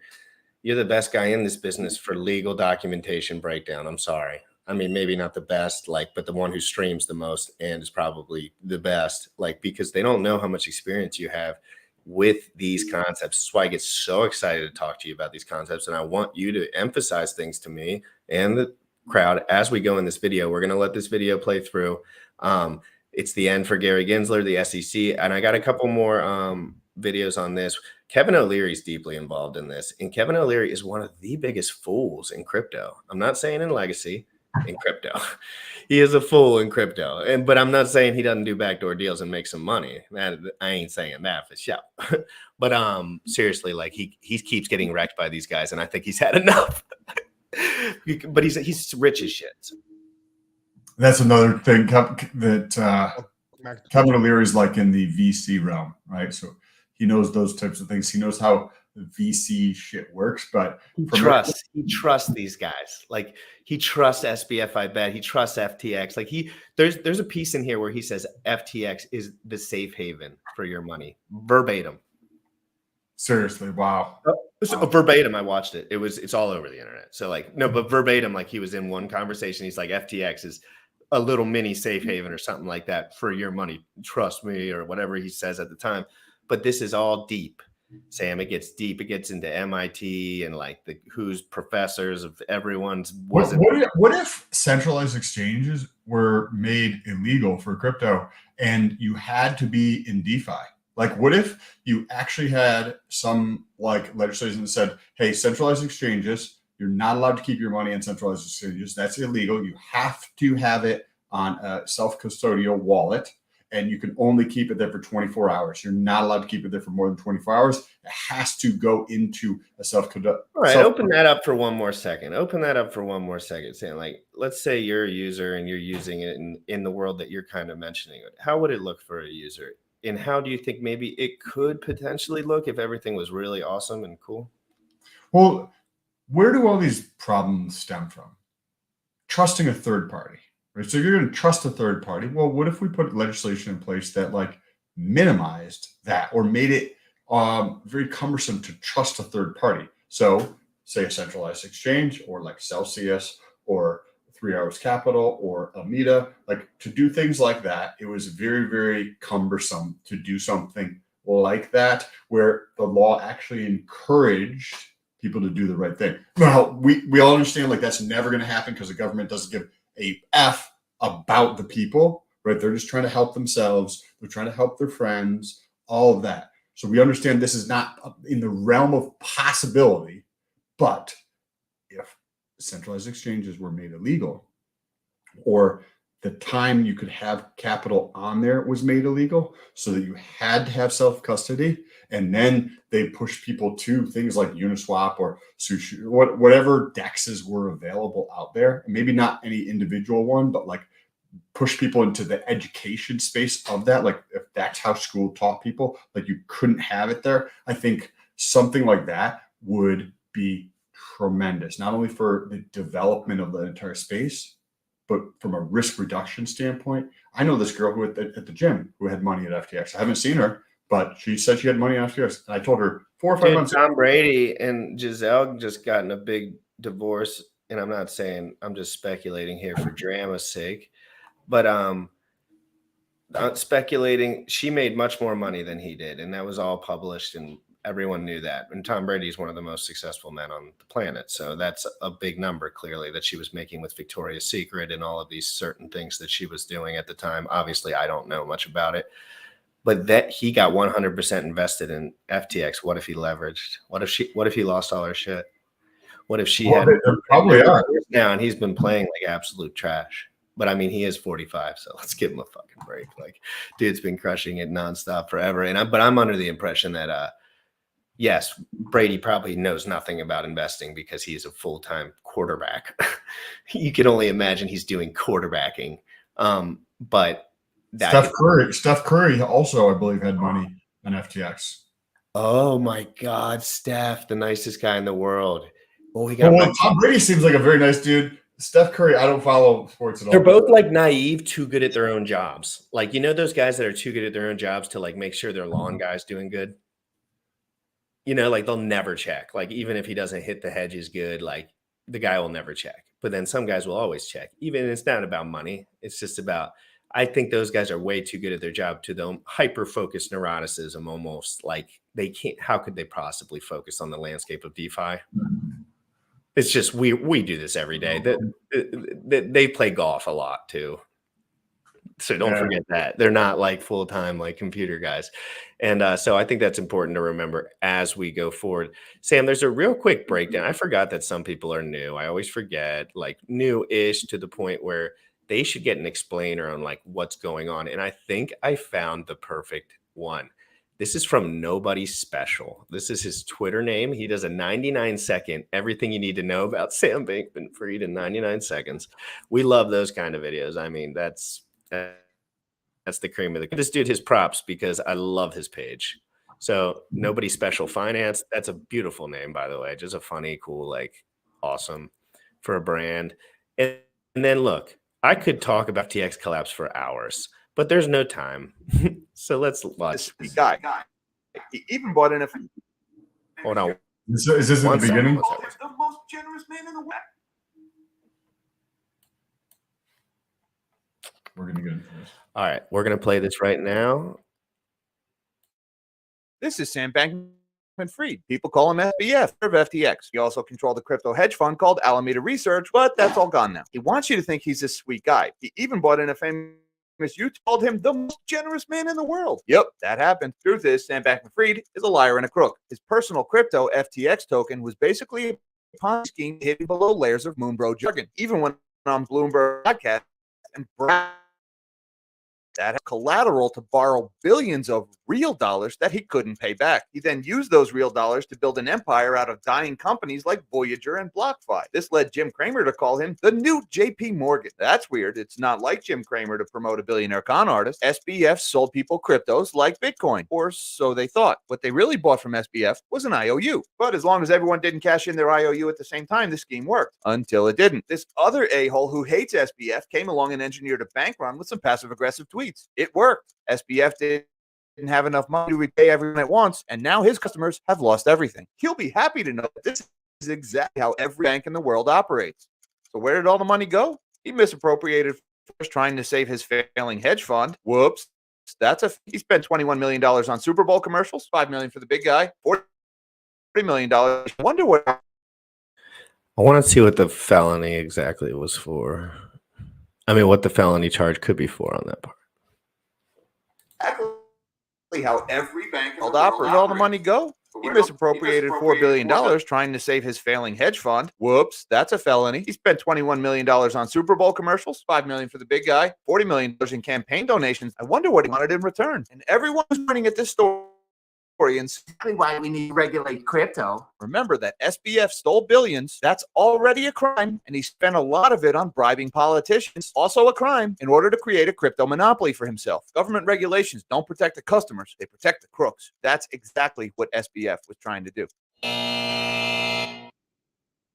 That's a good one. A lot of the stuff that he was, if you put it that way, right, what he was doing is illegal.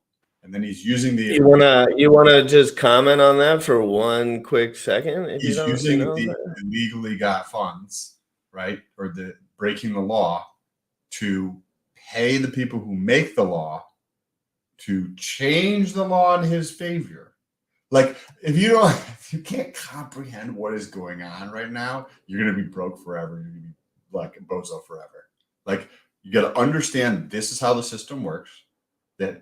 This is COVID virus prepped us for this. COVID virus.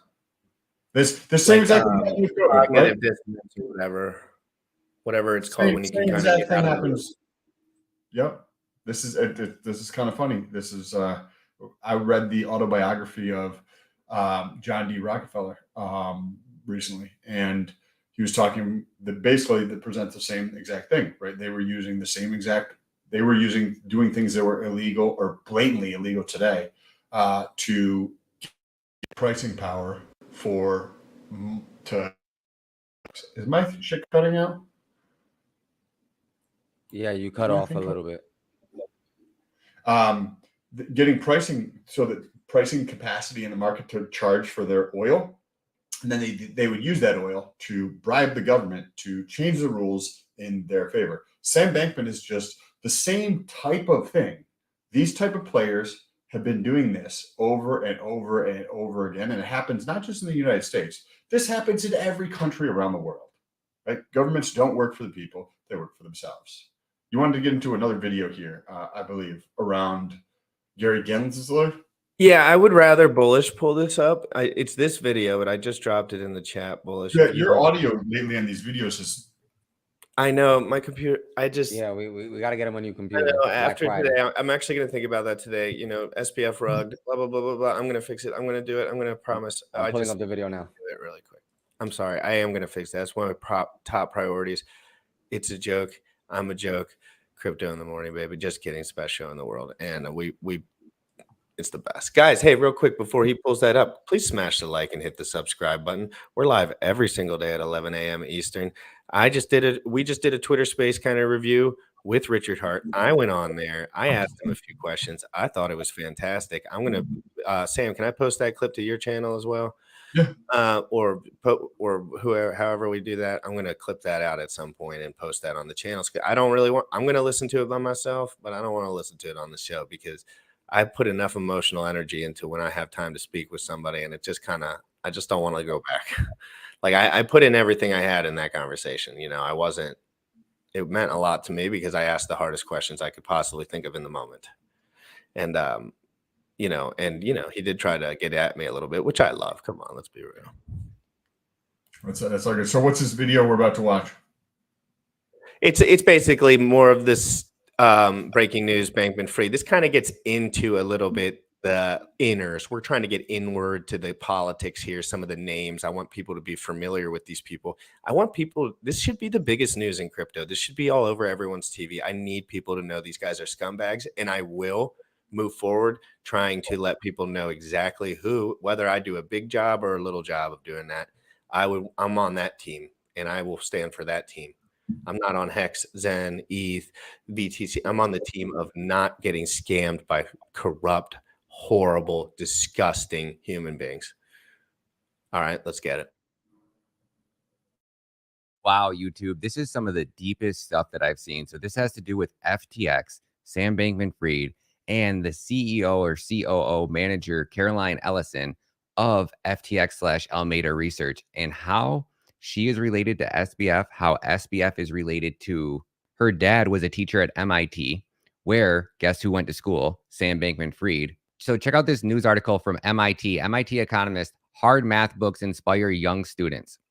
So it says 6 years, Glenn Ellison volunteered to coach his daughter Caroline's middle school math team. This is the same Caroline that was the CTO or COO of Alameda Research. CEO of Alameda Research is a 28-year-old Harry Potter fan. It's a bad day for the week of millennials. 30-year-old Sam Bankman-Fried, SBF, has already lost 94% of his fortune and is facing questions as to the probability of his actions after the Wall Street Journal reported that his crypto exchange FTX lent over $10 billion to his affiliated trading firm, Alameda Research. Ellison was the CEO of Alameda Research, which is being wound down as of this afternoon. Alameda was a crypto market maker with a reputation for aggressive trading strategy. FBS confessed today that they were being funded by money customers had deposited into FTX for their own trading purposes. So FBX had a market making fund that was separate from his exchange that he used to push around markets, add liquidity, take liquidity away, pump price up so you could long your own assets and then short them, while at the same time being able to look at your exchange and see everybody's stop loss, everybody's limit orders. So if FBS needed to pump price up, he was able to take your crypto that you deposited on FTX, send it over to Alameda. Alameda was able to market buy and place limit orders and drive price in any direction that they wanted to liquidate as many people's assets as humanly possible. And then take the profits that they made and then use those profits to fund political agendas. Check this out. And big shout out to Beeve, BEAVE, at Blockchain Beeve. Thank you for sharing this information. This is mind blowing. U.S. Congressman, one of our congressmen, says the SEC's Gary Gensler allegedly had dubious ties to FTX, and he promises to open an investigation. So the crypto community is questioning whether the relationship between SEC Chair Gary Gensler and FTX founder, with many labeling it shady. So Tom Emmer says, interesting, Gary Gensler runs to the media while reports to my office allege he was helping SBF and FTX work on legal loopholes to obtain regulatory monopolies over crypto. We're looking into this. So what this means is that Gary Gensler was an unelected government bureaucrat, meaning you did not vote for him, I did not vote for him. None of the American people voted for this regulator that is quote unquote supposed to be looking out for mine and yours best interest. He has destroyed crypto to the point where nobody wants to build. So what's really crazy, guys, is if this would have actually been able to play out, if Gary Gensler and Sam Bankman-Fried were working together to have a regulatory monopoly over an industry like crypto, which has the ability to change the United States for the rest of history, the United States could become the leading crypto innovation hub on a global scale. And the amount of revenue that that would generate for the state is ungodly. If there's ever a place I could be that I'm not going to get in trouble, it's going to be at FTX. If there's ever a place I could be that I'm not going to get in trouble, it's going to be at FTX. This story just keeps getting better. Sorry, I don't have my chair at my desk, but Kevin O-Leary is quote unquote the face of crypto, right? Do you see him on every mainstream media outlet telling you what coins to buy? Buy Ethereum at peak, buy HBAR, buy this, as this guy's running validators, making money hand over fist.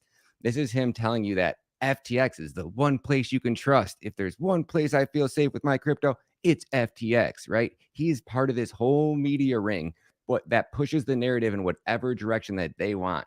And now he's calling for regulations. Check this out, guys. Bitcoin Archives tweets, Justin, I'm flying to Washington. I want regulation for crypto and I want it now. Kevin O-Leary. This clown, guys. Now, the next we're going to drive into is Crypto Alert posted Road to Ruta Operation Crypto Crash. Did Gary Gensler set up the crypto DeFi Ponzi? Ooh, this is crazy, guys. I'm going to leave links to this video. We're just going to grab a couple clips of it because I got to get my little man off the school bus. But I think we might transition to the video he's about. I was up all night tracking down the conspiracy in our government to slam the crypto prices down. You're not going to believe this. So I want to know what the video is that this man is on. I watched a little, and Sam, I'm going to let you get like a couple seconds in here because I need to know what you're thinking, man. This is crazy stuff here. But I do want to watch this. This dude's the real deal, and I know he said he put his in the bio. So if you don't mind clicking that open, that would be incredible. But I want Sam to talk really quick. This is going to continue, bro. The cluster F that they created is going to continue to unwind. But one of the things about crypto that was similarly like started a while back in like say 2016 with QAnon and stuff like that is there's people today are the investigative journalists that the news media used to be, right? News media is now a talking head for the narrative that they're trying to push. The actual media, and if we define media as players who are seeking the truth from the most unbiased standpoint that they can find, is people like these guys in this video. It is people who are actually finding the information and sharing it with the public. You think they'll take over? Can they take over? Can these guys get big enough? The independent guys like us, like yes. and this guy that we're watching, who's probably way bigger than us, but like he's probably been doing it for a long time too. But like, can this dude get real? He's a great. I love this guy. He's like respectable to a degree. He's got a cool style. Like he's nice and friendly. He just given the information. Do you think, Sam, in your experience with truth-telling YouTubers, and come on, we got experience in that, if anything. What do you see? Can they break through the ice with? Can they really break through the? It's already happening. It's literally already happening. If you look at Twitter, if you look at YouTube, that's where you actually get news. You don't get news from the mainstream media. You get news from people who are actually trying to bring the truth. And everybody knows the media, like mainstream media, is just trash. Like, dude, it is true though. It is changing a little bit. I don't know where to find. Sometimes finding the news can be harder than finding the truth now. The bullshit news. I'm like, I got to find some bullshit news so I can figure out what they're spewing to the people. Like, and it takes me 10 minutes to find a decent one because some of them are so bad that it's like. But anyway, let's get back into this video. Bullish, did you pull up that video of the other guy by any chance? What other guy? So the guy there, he's streaming a video of a man, and he does a really good breakdown on some of the inner mob ties of the stuff, but it's in the description in the bio of the video. All right, give me a sec. I gotta pull it up. Take your time, man. Thank you so much. But Sam, I know you. As far as let's talk about price for a sec. So as far as prices, Sam, I think we talked this morning or something, and I was mentioning that some of the products that we're invested in seem like they really are basically unaffected floor-wise. Maybe not unaffected, but kind of unaffected-ish comparatively to all this propped up VC fake money. And I say VC, but I just mean all the other money that's not real. It's not as fluffy and that's not real like human users. What do you see, Sam? Is that bullish for some of the things that we're in? Or do you think we just might have like really hard down? The people still have money, like kind of. The people who understand what is taking place right now, right? Like 3 Arrows Capital, Almeida, FTX, Celsius. Those are just a couple. Then there's a boatload of other centralized trading and or leverage platforms for crypto that are out there. They are all going bankrupt. Well, one thing that you can learn from this is that not only do these things fail when you're left to the real open market, right? Like crypto is the closest thing to a real open market that we have in the world. These are how governments structure their money. So if you understand that in a real environment where the market wins, the market's going to determine if something's shitty or not, right? Then you understand that every government That's how they structure their currency, with a central bank that's based on interest, that's based on leverage. If you see what's going on, you're like, oh wait, reality is that this stuff never works out. They always crash, they always burn, they always go bankrupt, they always cause chaos, right? And then you understand that that's how governments structure their currency. You understand the future way before everybody else, because the governments, the way that how everything is structured, is bound to fail. It's just not a free market at this point. Sam, I need to move in. I just had an epiphany that I need to move in with you for protection. Seriously though, like if me and Sam get real big for whatever reason during the next 5 years while this all transitions, like, you know, like, well, who knows how big thing. I don't know what the heck happens. I'm just here. I just work here, man. Like, I know how the internet works. Things get crazy and I give my hot takes about everything. So I'm feeling about, and then if I move in with Sam, I can provide him with an arsenal of weaponry that he'll have no choice to use in my defense. So you know how we have depositors to FTX, and then FTX taking that money and mishandling it and using it for illegal things, and trying to bribe government officials and all that. Well, now, if you understand like how a central bank works, a central bank is a private entity, not a government entity, and then they'll loan at an interest to other companies, right? And then they continually do this with just a tiny little bit of a base there. Well, wait a second. So they're doing exactly the same thing, say Celsius or FTX or these other companies are doing. It's just the government. So the government can try to and I say government as in because the government's in bed with these, right? Because you don't think the same thing's happening with these where you're paying and you're bribing people in government to accomplish the things you want. So it's propped up. It's not a real free market, but that's how it's bound to fail. It is 100% bound to fail. And we're going to watch in our lifetimes. I believe we'll probably see this fail in some way.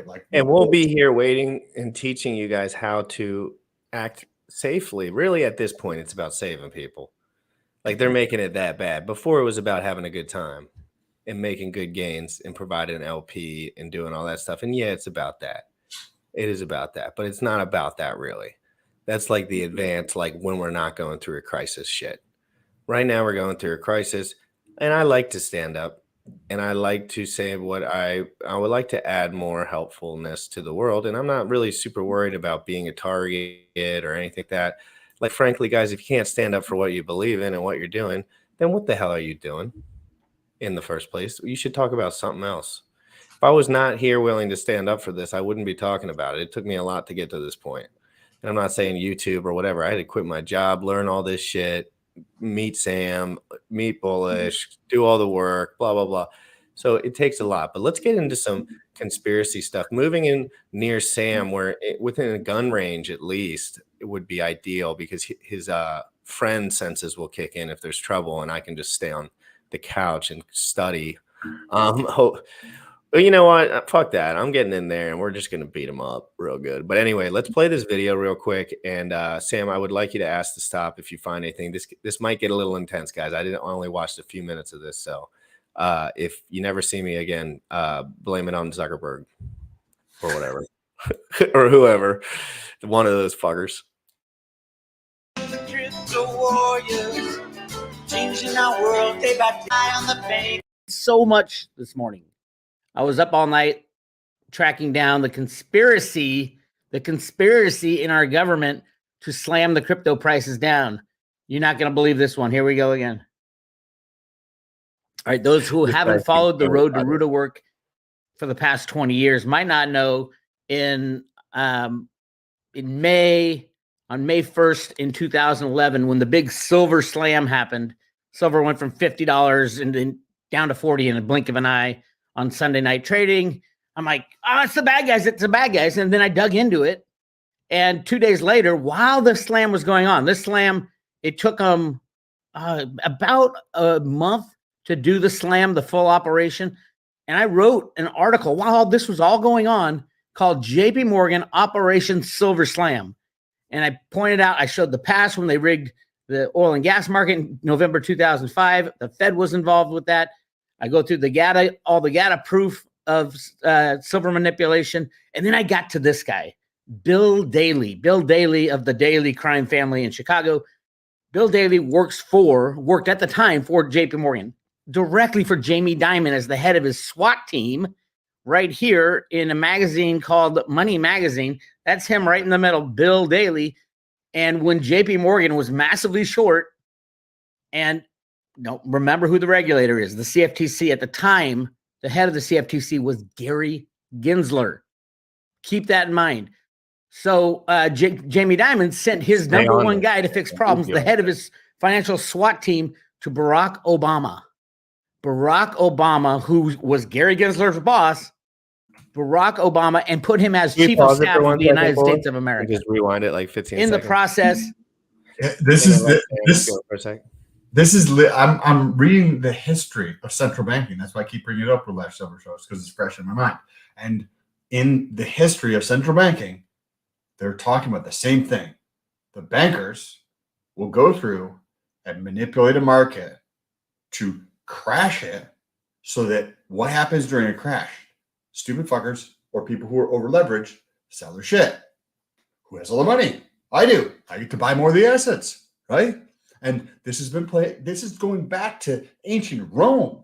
They're talking about in this book. Same exact thing this dude's talking Yeah, about. and no one understands that it just has to happen almost by definition, unless there's something. But like, what do you think about Gensler? Like, do you know any? Do you have insight on Gensler? Or has he been out of your radar for like the most part? Like, is it just the worst of the worst? I am very pessimistic about anybody in our government or quasi-government related to SEC. Unelected officials. Are you kidding me? I'm disgusted. They don't have any interest in protecting the public. They are going to protect their friends who are in banking, who are in hedge funds, who are in the insurance industries. Like, they couldn't give two effing shits about you or anybody else in America. Like, get over it. If that's what you think is reality, like, you should stop watching right now, because you're not living in reality. You are clueless. And it's not like people think like it's so brutally horrible, but this is just another day in the life of a human with a beating heart. And remember that, because people want to say, oh, this guy hurt, this guy hurt. People get slaughtered and murdered every single day. I say that all the time because I want to cut through some bull crap in conversations where people are like, this dude's upset. I'm like, well, some dude's family's getting slashed right now because he's not a Christian. So you can shut up. Puts things in perspective, right? It's just right away. They're just like, oh, yeah, it's a dev that lost some money. Some dude was like, feel bad for him. I was like, what? Correct, because you put it into perspective. Well, somebody's literally losing their life right now because of they believe that this God is the real God and that God's not a real God, and they're getting prosecuted. And the guys don't even believe in the God anyway. They just want to murder this dude because he's not doing whatever the fuck they say. Correct, and then you're like, oh, somebody lost $6 million, or so there's levels. Like, there is regulatory levels to like ruining people's lives as too. Like, this isn't as bad. No one's really they're just regurgitating money and getting rich. So in the grand scheme of things, yes, it's illegal, but you also have to remember, like, perspective. Like, we're in a financial market. This is all luxury goods at some point. Like, for people, most people never invest $1 in any of this stuff, and they'll never learn about it. It's all an echo chamber, guys, but we will profit off of it, make this world a better place, and DeFi could win and change the whole dynamic, and that's what we're going to be doing for the next 5 years. So hold on tight, guys. Let's watch this again. Sorry about interrupting, but that one, I mean, come on, this is crazy. Keep that in mind. So Jamie Dimon sent his number one guy to fix problems, the head of his financial SWAT team, to Barack Obama. Barack Obama, who was Gary Gensler's boss, Barack Obama, and put him as chief of staff of the United States of America. In the process, so in January, they put him in. He let the price of silver go from $25 up to $50. And then on May 1st, he slammed it. JP Morgan slammed the price of silver. By the end of the year, when Bill Daly left office, silver was back at $25, and we were in an that started the artificial bear market that we're still in today. I called this. I laid out the players. I showed everybody what was going on. Look at this. This is like right in the middle of this shit. Same thing is going on right now with cryptos. And the same guy is doing it. It's not JP Morgan. It's not Bill Daly. It's the guy I kind of glossed over in the silver manipulation the first time. It's Gary Gensler. It is a Gary Gensler operation, the head of the SEC. I went on. So last night I'm doing all this research. I'm connecting the dots. Remember, Gary Gensler was at MIT. Oh, first of all, silver's doing what silver does. Silver's so massively price suppressed. I won't even look at silver until it's over $1,000 an ounce. That's how massively suppressed the price of silver is. And I hope everybody is on board and knowing that the silver game is over. It's been 12 years since Gary Gensler pulled off the first silver con back in 2011. Now he's at the SEC. So he got upgraded because a bigger thing is falling apart, and that's the entire financial system. And what is the alternative to the financial system? Gold, silver, and of course, cryptocurrencies. Gold and silver are kind of tough right now because everybody knows they're rigged. But everybody that doesn't know the cryptocurrencies are rigged. And they have been rigged. Every major slam that cryptocurrencies have gone through was not natural. It was the CFTC. We heard it from an old CFTC chairman. What was his name? Chris Giancarlo. Well, we have to introduce derivatives to cryptocurrencies. Otherwise, the price would just rise. Maybe the price was rising because of the shit that the fiat monetary system is. That your option, you're part of the cog of the fiat monetary system. So yes, Gary Gensler and pause it for back one then second. it was Chris Giancarlo rigged. Someone here says, Stolt, I have a question. Go ahead and ask your question. We'll start that question and we'll get right to it. Hey, anyone else who has a question or a concern, please drop it below. We'll star it. And Sam might have to get off in 15 minutes, might not, I don't know, but I will probably be on for like maybe 10 or 15 minutes more just because there's a couple more things I want to hammer out, but I do need Sam to get all this information so he's locked and loaded. This is good. This is good. You like this? Good. Because more people think of like it as a conspiracy until they like take a step back and realize that every belief they have is literally just made up. And they're like, no, this is not. No, it's until they lose everything. If in this case, it's people that had money in FTX. Now they believe in that shit. Now they're crackpots for the rest of their life because they're like, I saw it happen to me. And everyone's like, nah, you're crazy, bro. And he's like, nah, these guys stole all my cash. And now they're still on TV all day long. I hope that it's an awakening time in society as a whole. We have a lot of bad players in government. We have a lot of bad players in power around the world. And we need a lot of change. We need a lot of change. And it's going to be a very, very interesting decade of change that is going to happen at such a rapid pace. People will not recognize the world in 10 years. They won't be able to recognize that at all. But let's get back into this. Yeah, video. let's play this video for another until Bullish, when you have to get off, just we'll be done with the video for the day because we can drop the link and they can go over here and watch it. This is more for feeding Sam information. The price of Bitcoin from $20 down to 4,000 or something around that range. 3,000, I think. And he admitted it. Gary Gensler has done. This is an operation, and I'm going to show you how they do it. Anyway, yes, get your silver if you can. Good luck. Good luck getting it. The premiums are off the charts.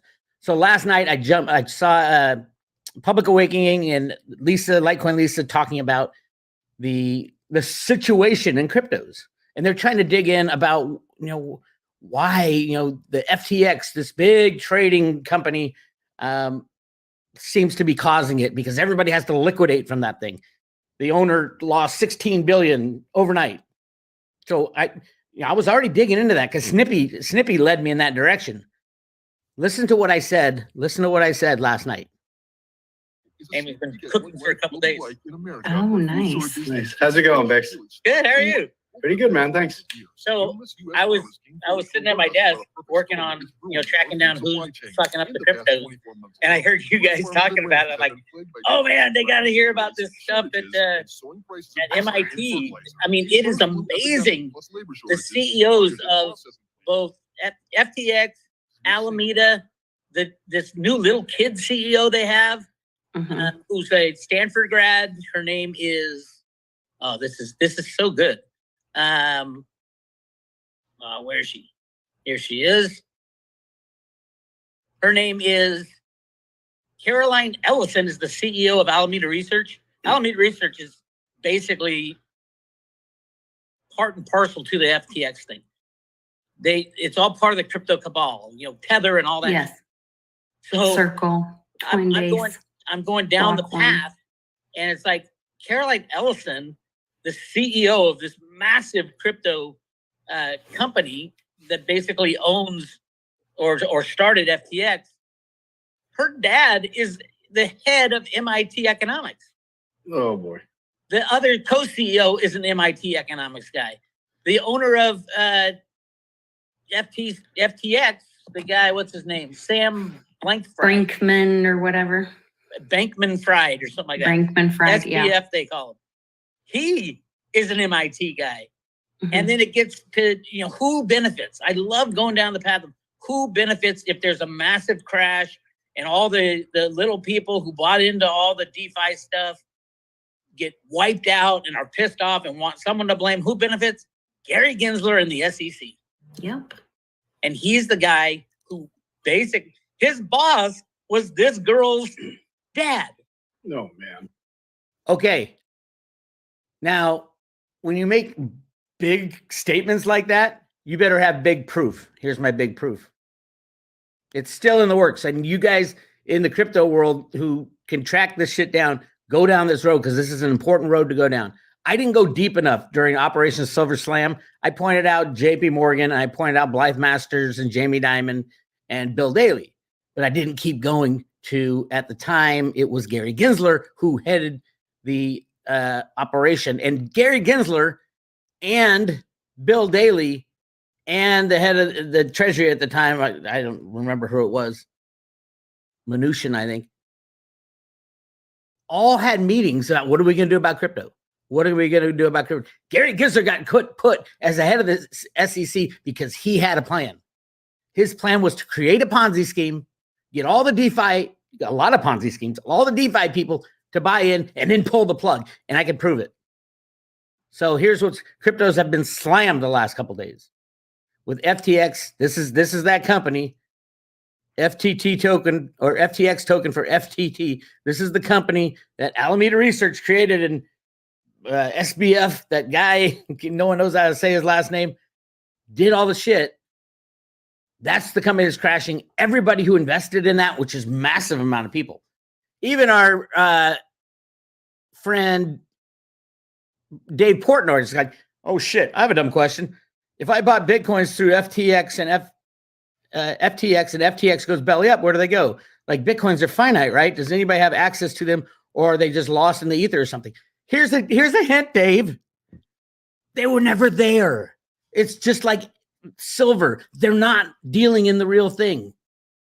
The exchanges do not hold your coins. They own a fraction of your coins. You have to have your coins in your own possession. Yeah. Or people like Gary Gensler will set up a sting operation, is what it is. Some people, I would call it a complete and total fraud on the side of the CFTC. But we've seen it before. Look at Reggie Middleton. Look what they did to the Veritasium. So here's what happened. From the news, SBF, that's the guy's name because nobody likes to say Sam Blankfein, whatever his name is. What is his name? Doesn't matter. He lost $16 billion in a day. He set up Alameda Research. Alameda Research, remember that name. By the way, a lot of smart people went down on this. A lot of smart people. For example, Sequoia Capital, huge company, it had to put out a statement. We've lost everything. So, Dave, you're in good hands. I can't believe, after all the screaming in the crypto world, that people lose money in these. Would you call it a honeypot? Having a sexy, getting huge returns from this exchange, and then pull the plug. It was all a setup. It was all a fraud by your own government. I would call it a honeypot. If anything, it was entrapment. So SBF says, no, let's just connect the dots. Okay. Here he is, Sam Bankman-Fried. 16 billion fortune shrinks to 1 billion in hours.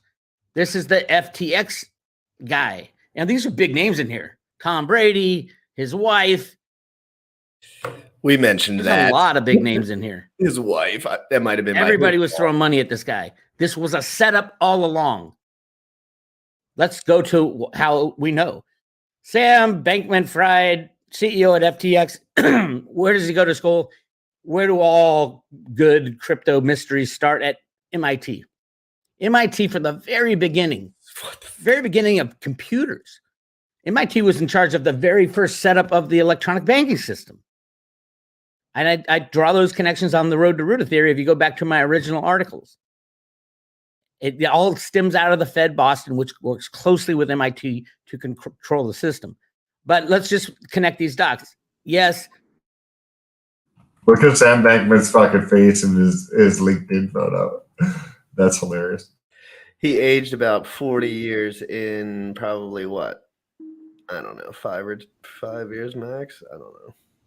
No, not very long. Not very long. He looks to me such a nice man with happy spirits and emotional fitness in that picture. And then now he looks like the biggest dumb fuck in the world. People don't want to follow these rabbit holes, and mainstream media purposely tries to cover the stuff up, or they're just too incompetent to figure it out. One of the two. But this kind of stuff should be out there in mainstream media more so that people understand. Like Dave Portnoy, right? The CEO of a company that he sold for over $100 million, I believe, doesn't know how crypto works, even slightly, right? Like the education gap is just so gargantuan that there's a lot of work to do. Andy goes live in day trades. There's so much work to do. So much work to do. Dave goes live in day trades, and he doesn't know about centralized exchanges. Mm-hmm. He doesn't understand at all. Dave, big problem, bro. You need to stop eating 100 Adderall and then partying all the time or doing whatever you do. Your brain's a little fried. You got to focus up when you're putting your fortune into stuff. You got employees and everything. And I'm not saying he's short on cash. I'm sure he's doing great. But I mean, things happen quick when you have no idea what the F you're doing. So that's critical. So let's play this a little longer. Sam probably has to jump off in a couple minutes. We'll do a closing though before we go. Gary Gensler taught cryptos at MIT. But the bigger thing is where do we have the full connection? Sam Bankman-Fried, CEO of FTX, went to MIT. Okay, a young kid starts this company. Everybody throws money into it, and it's a Ponzi scheme like every other exchange. He didn't have the cryptos. Crypto fund, Alameda Ethereum wallet holdings slumped 50%. So Alameda Holdings was his company. So this guy set up a company through MIT, through his connections at MIT. Alameda Holdings, huge crypto company.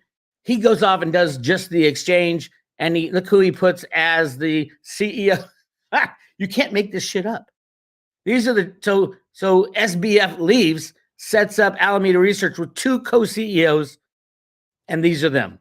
She looks like she's 12. And so the guy, can you imagine these people, controlling billions of dollars? Welcome to cryptos. So the first guy is Sam Trabucco. Sam Trabucco was put as the head of the co-CEO of Alameda Research. Where do you go to school? MIT. Dun, dun, dun. Here we go. But it gets much better. MIT. Sam Trabucco, head of a multi-zillion-dollar, they call it a research firm. It's not. It's like a hedge fund. Alameda Research. He was a trader. He started in 2019 and as a trader, and then he's co-CEO just 2 years later because they don't really control it. They're told what to do. MIT, Sam Trabucco. But this is so Sam Trabucco. Let's just shoot. Sam Trabucco took off. He quit in November. He quit. So he left Caroline Ellison. Now this is the one that I look at her. I'm like, she looks like she's 12 years old. Caroline Ellison, and she might be. No, I know how old she is because that's part of my research. Caroline Ellison, the CEO of Alameda Research. Gary Gensler, she better go to jail. She set up a Ponzi scheme. She better go to jail. Do you know her, Gary Gensler? Do you know Caroline Ellison? Here's what I found, and this is from the MIT website. MIT's economists' hard math books inspire young students. 6 years ago, when Glenn Ellison volunteered to coach his daughter Caroline's middle school math team, he hardly realized he would become soon a leading authority in the niche market of advanced mathematical technology and books. I'm like, holy shit, that can't be the same person. After coaching Caroline's team for 2 years, Ellison, the Gregory K. Palm Professor of Economics, that's their economics school at MIT, decided to complete the notes, worksheets, and packets and create this middle school for math. 6 years ago, she was in middle school. And this article was written in 2013. So yes, it was a little time ago. So let's see, fast forward, she's probably just graduating high school. And then voila, here she is. Caroline Ellison, the CEO of Alameda Research. What? Who's her dad? There he is. Glenn Ellison, professor of economics. Gregory K. Palm is the name of the economics school at MIT. The boss of Gary Gensler when Gary Gensler taught cryptos at MIT a few years back. This was all a setup. Wow, this is it. Let's pause this right here for a second. This is so what he's saying is that. Where's your mic, Sam? That right here. Is something tapping on your mic, or is it like I don't know, something's like going on and off on it a little bit. So what he's saying right here is you have Gary Ellison, or whatever the guy's name is, Ellison, who is working at MIT, coaching Caroline, right? This same guy is also, or was, the boss of Gary Gensler, right? So he has the in. What do we know about these types of things? Is that if I have a question related to crypto, who are probably the first people that I turn to? If I can't figure out in half a second with the Google search, I'll call GRC or I'll talk to Bullish, right? I'll talk to them to see what's going on, and then I might tweet it out on Twitter to see if somebody on Twitter can point me in the right direction. So when you're in this realm, you're going to talk to somebody you know. And if you were their former boss, like I still talk to my former employees, and I have a relationship with them. And when I see something that can help them out or vice versa, they connect with me and say, hey, Sam, check this out. And this is all related back to Sam Bankman and him setting up everything from the start. Fascinating rabbit hole to go down. I'm fascinated by all this. I have to run. If you want to do the outro, if you're going to continue watching this, but I have to. I think that's enough for the video. I think I'm good to go, guys. Every day, Crypto in the Morning live. This has been an absolute banger. We started with Richard Hart in the Spaces, which I was excited about. I had the opportunity to jump on. I gave it hell, guys. I gave it everything I had. I was trying to get him to teach me something. I didn't really learn too much, but I figured out his perspective on some stuff. Now, again, I respect Richard a lot. So it's, again, like whatever y'all think about whatever's going on, that's just none of my real business, because I don't care about what you're thinking about. I just all I want to know is I got money invested in it. And Richard does this little thing in conversations to kind of like belittle people, which I noticed again, because I was talking, is that he puts you on one team or the other. Richard immediately said, oh, I thought you were out of the Hex community. I thought you were gone. And I was like, what do my T-shares not work? Oh, what does my Hex not work? Does my Hedron not work? Like, that doesn't make any sense. But because I talk about something else, because I have any influence whatsoever, he's going to try to belittle me to see if I'm weak in that moment. But I wasn't. And I didn't give a shit. I just wanted to know the truth. I asked him, why do you think Zen's a scam? I want to know. That's what I asked. And, he said proof of bot, the gas fees. And that made perfect sense to me, because no one can buy Hex if the gas fees are perma-rect. And right now, gas fees are cheap. So it's cool. But again, and then he talked about gambling. He talked about people losing money. And I said, all you do is talk about things that have nothing to do with emotional fitness. And I've read your book 10 times. And I want you to know that you don't stand for anything that you used to believe in. Or at least you don't seem like it, So stuff like that, guys, we got into it. But I want everyone to know Richard has saved a lot of guys like myself. there's a reason I talk to Richard. There's a reason I respect him. It's because I sold the Bitcoin top and I didn't get wrecked with centralized exchanges because of Richard Hart. Truthfully. Truthfully. And I get to spread that information to others. And I understand that he doesn't want everyone to buy a bunch of other things. And I totally get that. And I totally think that's okay. But I will not bow down to a man just because he's saying something. It's just silly. So, but I love Richard, and I told him at the end I loved him. This is the best of Richard Hart was right. Sam, you can hop off. I know you got to go. I'm just gonna play this video and leave. Appreciate you, bro. So this is the end for both of us. Sam, I'll call you later, bro. Yes. Have a good day, Bullish. Great seeing you. Peace out, guys. Bye, Sam. Hey guys, Bitcoin's amazing run. Went up, 23x in so many days. Green line up, parabola. Hey guys, Bitcoin's amazing run. Went up, 23x in so many days. Green line up, parabola. Fell out of the parabola, red line. Do I run a paid group or I just make amazing price calls for free? I make amazing price calls for free. I called the Bitcoin top on the day. Did I charge you for it? Did I charge you anything for the education? No. Why? Because I've been a retired multimillionaire since 2003. I brag about it all the time. I called the top. And I told you last cycle, Ethereum topped 27 days after Bitcoin did. This cycle, Ethereum topped exactly 27 days after Bitcoin did. Exact same thing. Yep, there you go. Bitcoin's great run. This one? Here's where we fall out of the parabola. Yep. Just click the chart. Hey, look, we're going up. Oh, look, we're not going up no more. Doom time. And check the timestamp. And that timestamp equals the picture in the chart. That's where I called the top. Anytime we get one of these big run-ups, which, by the way, is usually following by a crash, which I think we are due for the rest of the crash. We're already down half. I think we'll go down another 75% to an 85% total drop. Nobody else thinks that. 80% total drop for what? I think Bitcoin will tap $10,000 from its high of 65,000 because that's what it normally does. It drops 85%.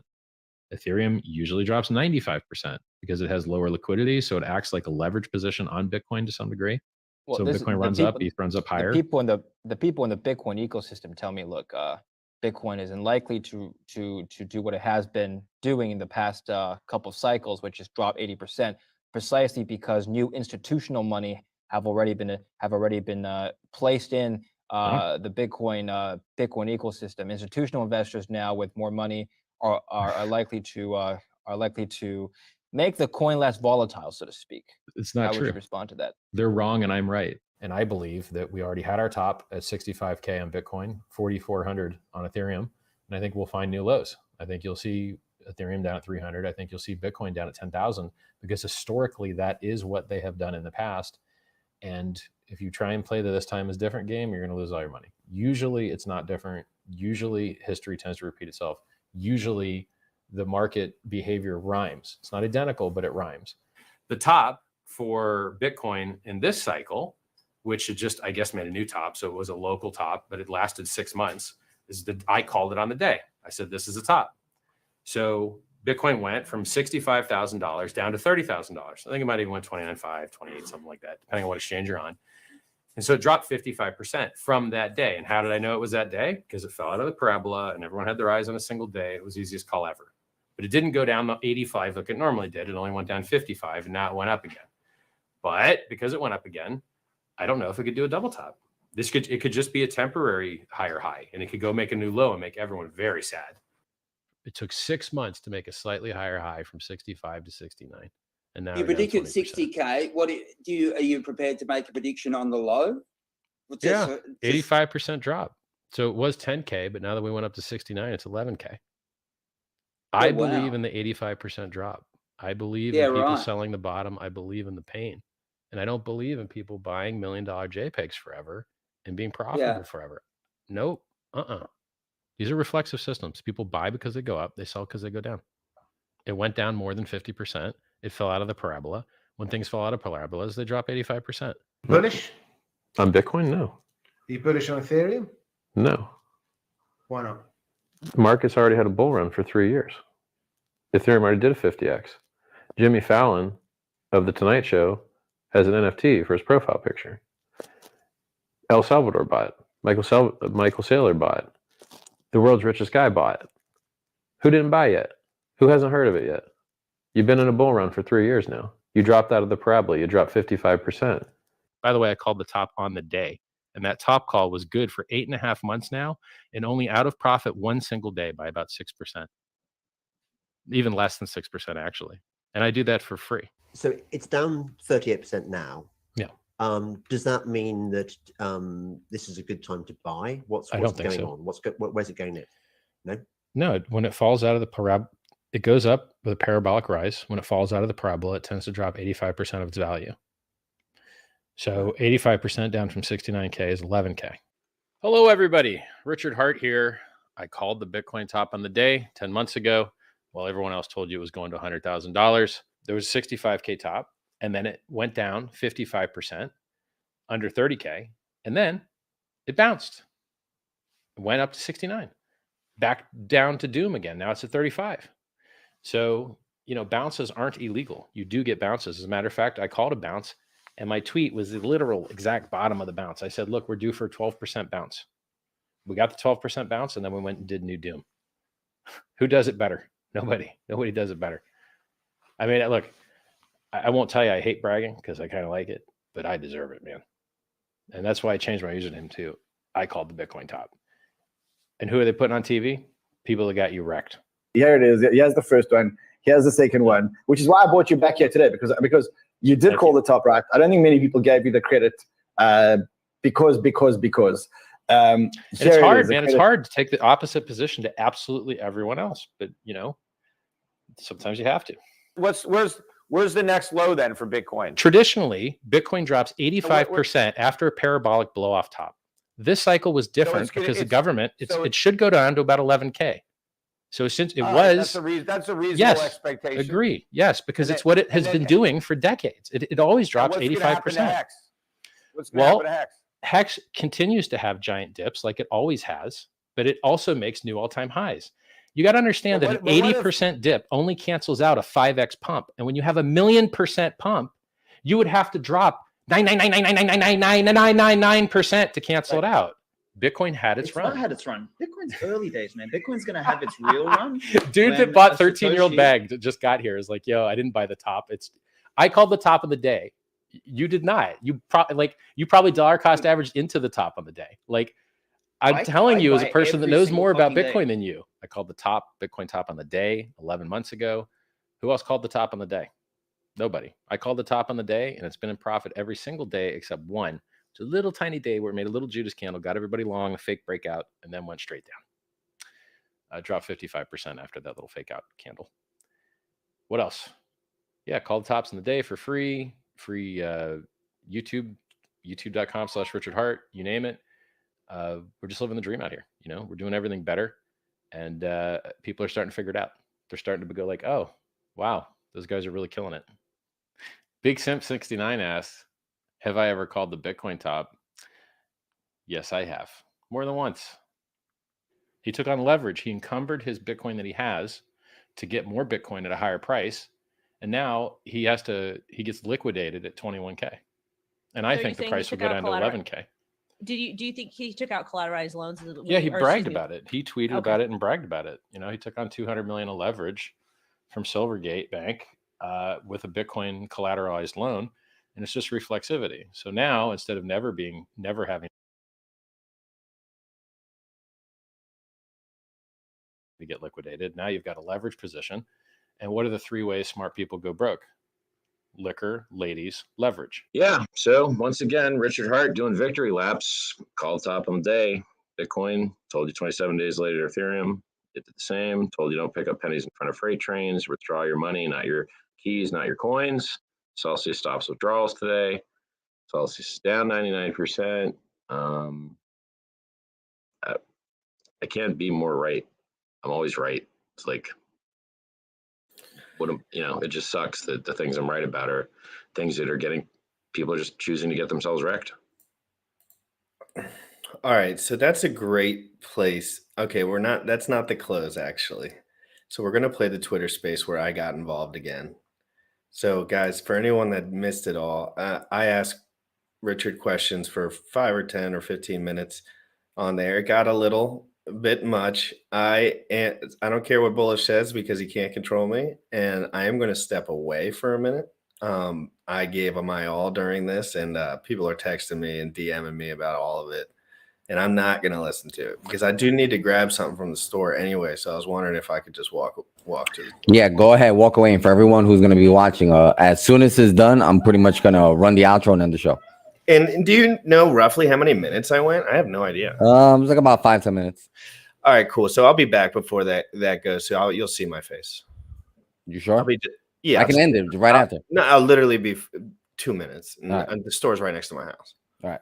All right. So guys, for anyone that missed it, there was a Twitter space. Richard came live. I wanted to ask him as much as I could ask him at the time. I didn't know what I was talking. I didn't know the Twitter space was going to happen, so I had no time to prepare.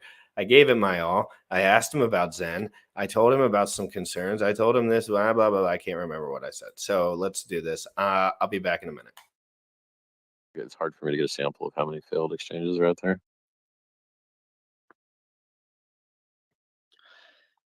Hey, can I ask you a question? Sure. Hey, Richard, how you doing? Didn't you leave the community for promoting a shit coin or something? What happened with you, dude? Hell no, bro. Didn't you promote that coin that went fucking to zero every day? Just keeps going down every day. Which one? Zen? Didn't you promote the goes only down coin? That is great, bro. I've made crazy, cool, awesome learning experiences with really low USD valuation, and I did it safely, taught everyone how to do it. And it Right. was chill. But where'd the money come from? You just wrecked the minted- retail yeah, I exchange minted guys. $200. So you I've also minted a bought bunch of coins and 45 dumped them on the grand retail Hex in the exchange guys. I bought 45 grand worth of Hex in the last 400 days. Okay. So So that's as a been general great. rule, if people were to if people were to run scams and shit and then put their like net profit into something good, like I consider Hex good, then the next price would go up. But You if really people think launch Zen's a coins, scam? You really think Zen's a scam? I think proof of botnet is a very bad idea. And I think proof of fuck everyone over on gas fees to spam up the network is a very bad idea. And I think I think proof Can of you open that spam up is a so we shitty can learn? idea. I want to learn. I need to learn. I'm a pleb. Help me. Please help me. I love your work. I've listened to all your work, everything 100 times. I've read your book 1,000,000 times. I All just right. want to understand what you're thinking so I can maybe Yeah, learn. well, people come into the Hex community and they build like a little brand, a little mini brand, and then they savage fuck them with a shitcoin. So we've seen it with Axion, and we've seen it with Wise, and we've seen it with Rax, and we've seen it with all these fucking coins that go to zero and keep going to zero over and over again. And then the next piece of shit in line was Zen. But no one fucking learns. No one pays attention. They want to buy the thing that just keeps going to zero all the fucking time or gets rug pulled or both. I mean, we've seen every combination of rug pull So if it and does well, will you inflation just bug. reconsider it? What if it does well or No. something? Say, like, what would you say if it what did really well for like a year or two and things? I'm just saying, if that occurred for whatever fucking reason, why would you what would you say then? Just be like, I don't think it's So efficient. are you I don't think the are you gas telling me curve- that? So you're really just right now you saw a coin go negative 10,000x, and you're telling me like, what if it becomes a world reserve currency? Is that We is that the minted logical it for tactic you're using free, right now? brother. We minted it for literally a few dollars. No, you didn't. Okay. The fucking money Okay, that well, went that's into the interesting. millions of dollars of inflated gas fees that everyone had to pay because of your proof of spam shitcoin experiment It's not is a mine, net first of negative all. externality on everyone in the crypto space, including hexagons. Hexagons have to pay those raised fees because you idiots are doing proof of spam. So things like this won't exist, and the only reason they're bad is because they mess with Hex.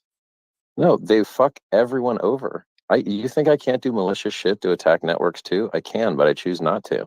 Yeah, Proof but I don't of spam understand is a it. bad I don't idea. know enough like you do, so I want you to teach me.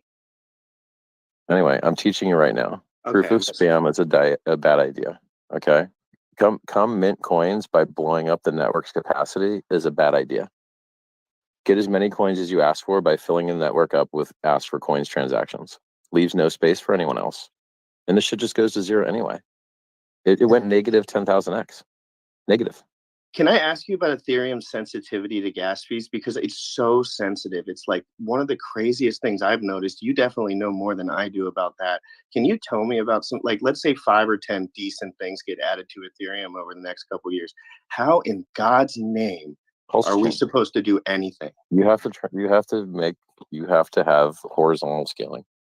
Until sharding exists, where L2s get better adoption, which I haven't seen, you need horizontal scaling, which is what Pulsechain does. It's like asking, how do we scale McDonald's? You fucking open another one across the street, and then people go to both of them. Brute force, copy paste, horizontal scaling is how you get higher throughput. And then people can bridge if they need, or they can use centralized exchanges if they need. But at least you don't have fucking $40 to do a transaction on Uniswap, which is not okay. A Uniswap transaction shouldn't cost more than to send money by bank wire. So.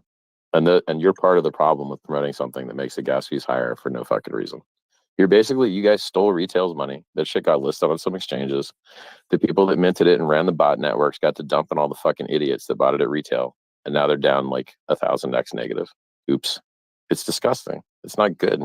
And I've seen this shit so many times. I've seen so many scams targeted at Hexicans, and all they do is lose. Oh, what happened to Hex money? Scam. Axion scam. Wise scam. All fucking scams. Rex scam. And tons of other scams that I've even fucking mentioned because I'm smart and don't expose my community to shit. You never even heard these words come out of my mouth except maybe a single digit number of times in the entire time I've been in crypto, because I have to shield all you fucking idiots that are listening, that have fucking addiction problems and gambling problems. They can't help but FOMO every new fucking thing that you see, and you get the shit wrecked out of yourself. You can't just shut up and fucking wait. You can't delay gratification. You got addiction problems. I have Hex stakes, 0 addiction problems, and I'm absolutely emotionally fit. So I see things that you do that are completely out of line in emotional fitness terminology and completely different from what your book stated. That I read your book 10 times. Like, I loved it. It really helped. Do you think I'm talking about you specifically? No, when I talk about addiction problems? saying, like, we're not dumb. So when we right, but like I'm a dumb. but a large I'm portion. wrecked. I used to have a trading channel, and I shut it the fuck down because I didn't want to see people trading anymore. Because trading is the easiest way to lose your money in crypto. But you were too good at it. You're too good at it. No, but even though I'm good at it, I don't. What do about it. you, Richard? Like, how I know that everyone else would lose their money trading. I'm asking you for real. Like, I don't trade. I know you're a smart dude. I do not you trade. Run any price chart and just ruin it. Like, if you were really a malicious person. I think that if you search deep in your consciousness, you can think of some bad shit I could do if I wanted to do it. I'm an extremely nice person. I do a lot of not bad stuff. Understand that, like, you are a good trader because you're really gifted. Let's be honest, and you're a little neurotic about the charts, and you stay on top of it. But like, but I still don't trade it. People will not do shit, and they will But I lose it still all. don't trade it. Because trading is still death. I'd rather build products. I don't want to take someone else's fucking money from them that they don't want me to have it. Like, I want to build stuff that makes their lives better. I want to make them happier. So look, I'm using you as an example. You're one of a long line of guys. There's been a long number of people that build up a Hex following and then dumped a shitcoin on them. And like, it's every time it happens, you see it on the Hex price chart. You're like, oh, I guess someone's launching a new stupid fucking thing that some portion of people are going to fall for, huh? Oh, I guess the Hex price has to get hurt now. And then all these people are going to have their money stolen from them. Oh, great. That's great. Every time someone makes a buy at the top of Hex and they don't stake it, they're getting their money stolen from them. Every time someone goes into a liquidity pool, they don't understand. That's they're not getting true. their money stolen from someone true. that knows more than them. That is not true. So many people bought tops in Hex, and this price is still higher. We've had you could have bought the top so many times and had more I've been in tops. for 500 days, and I've seen the same. Where I'm at a zero. I'm zeroed out.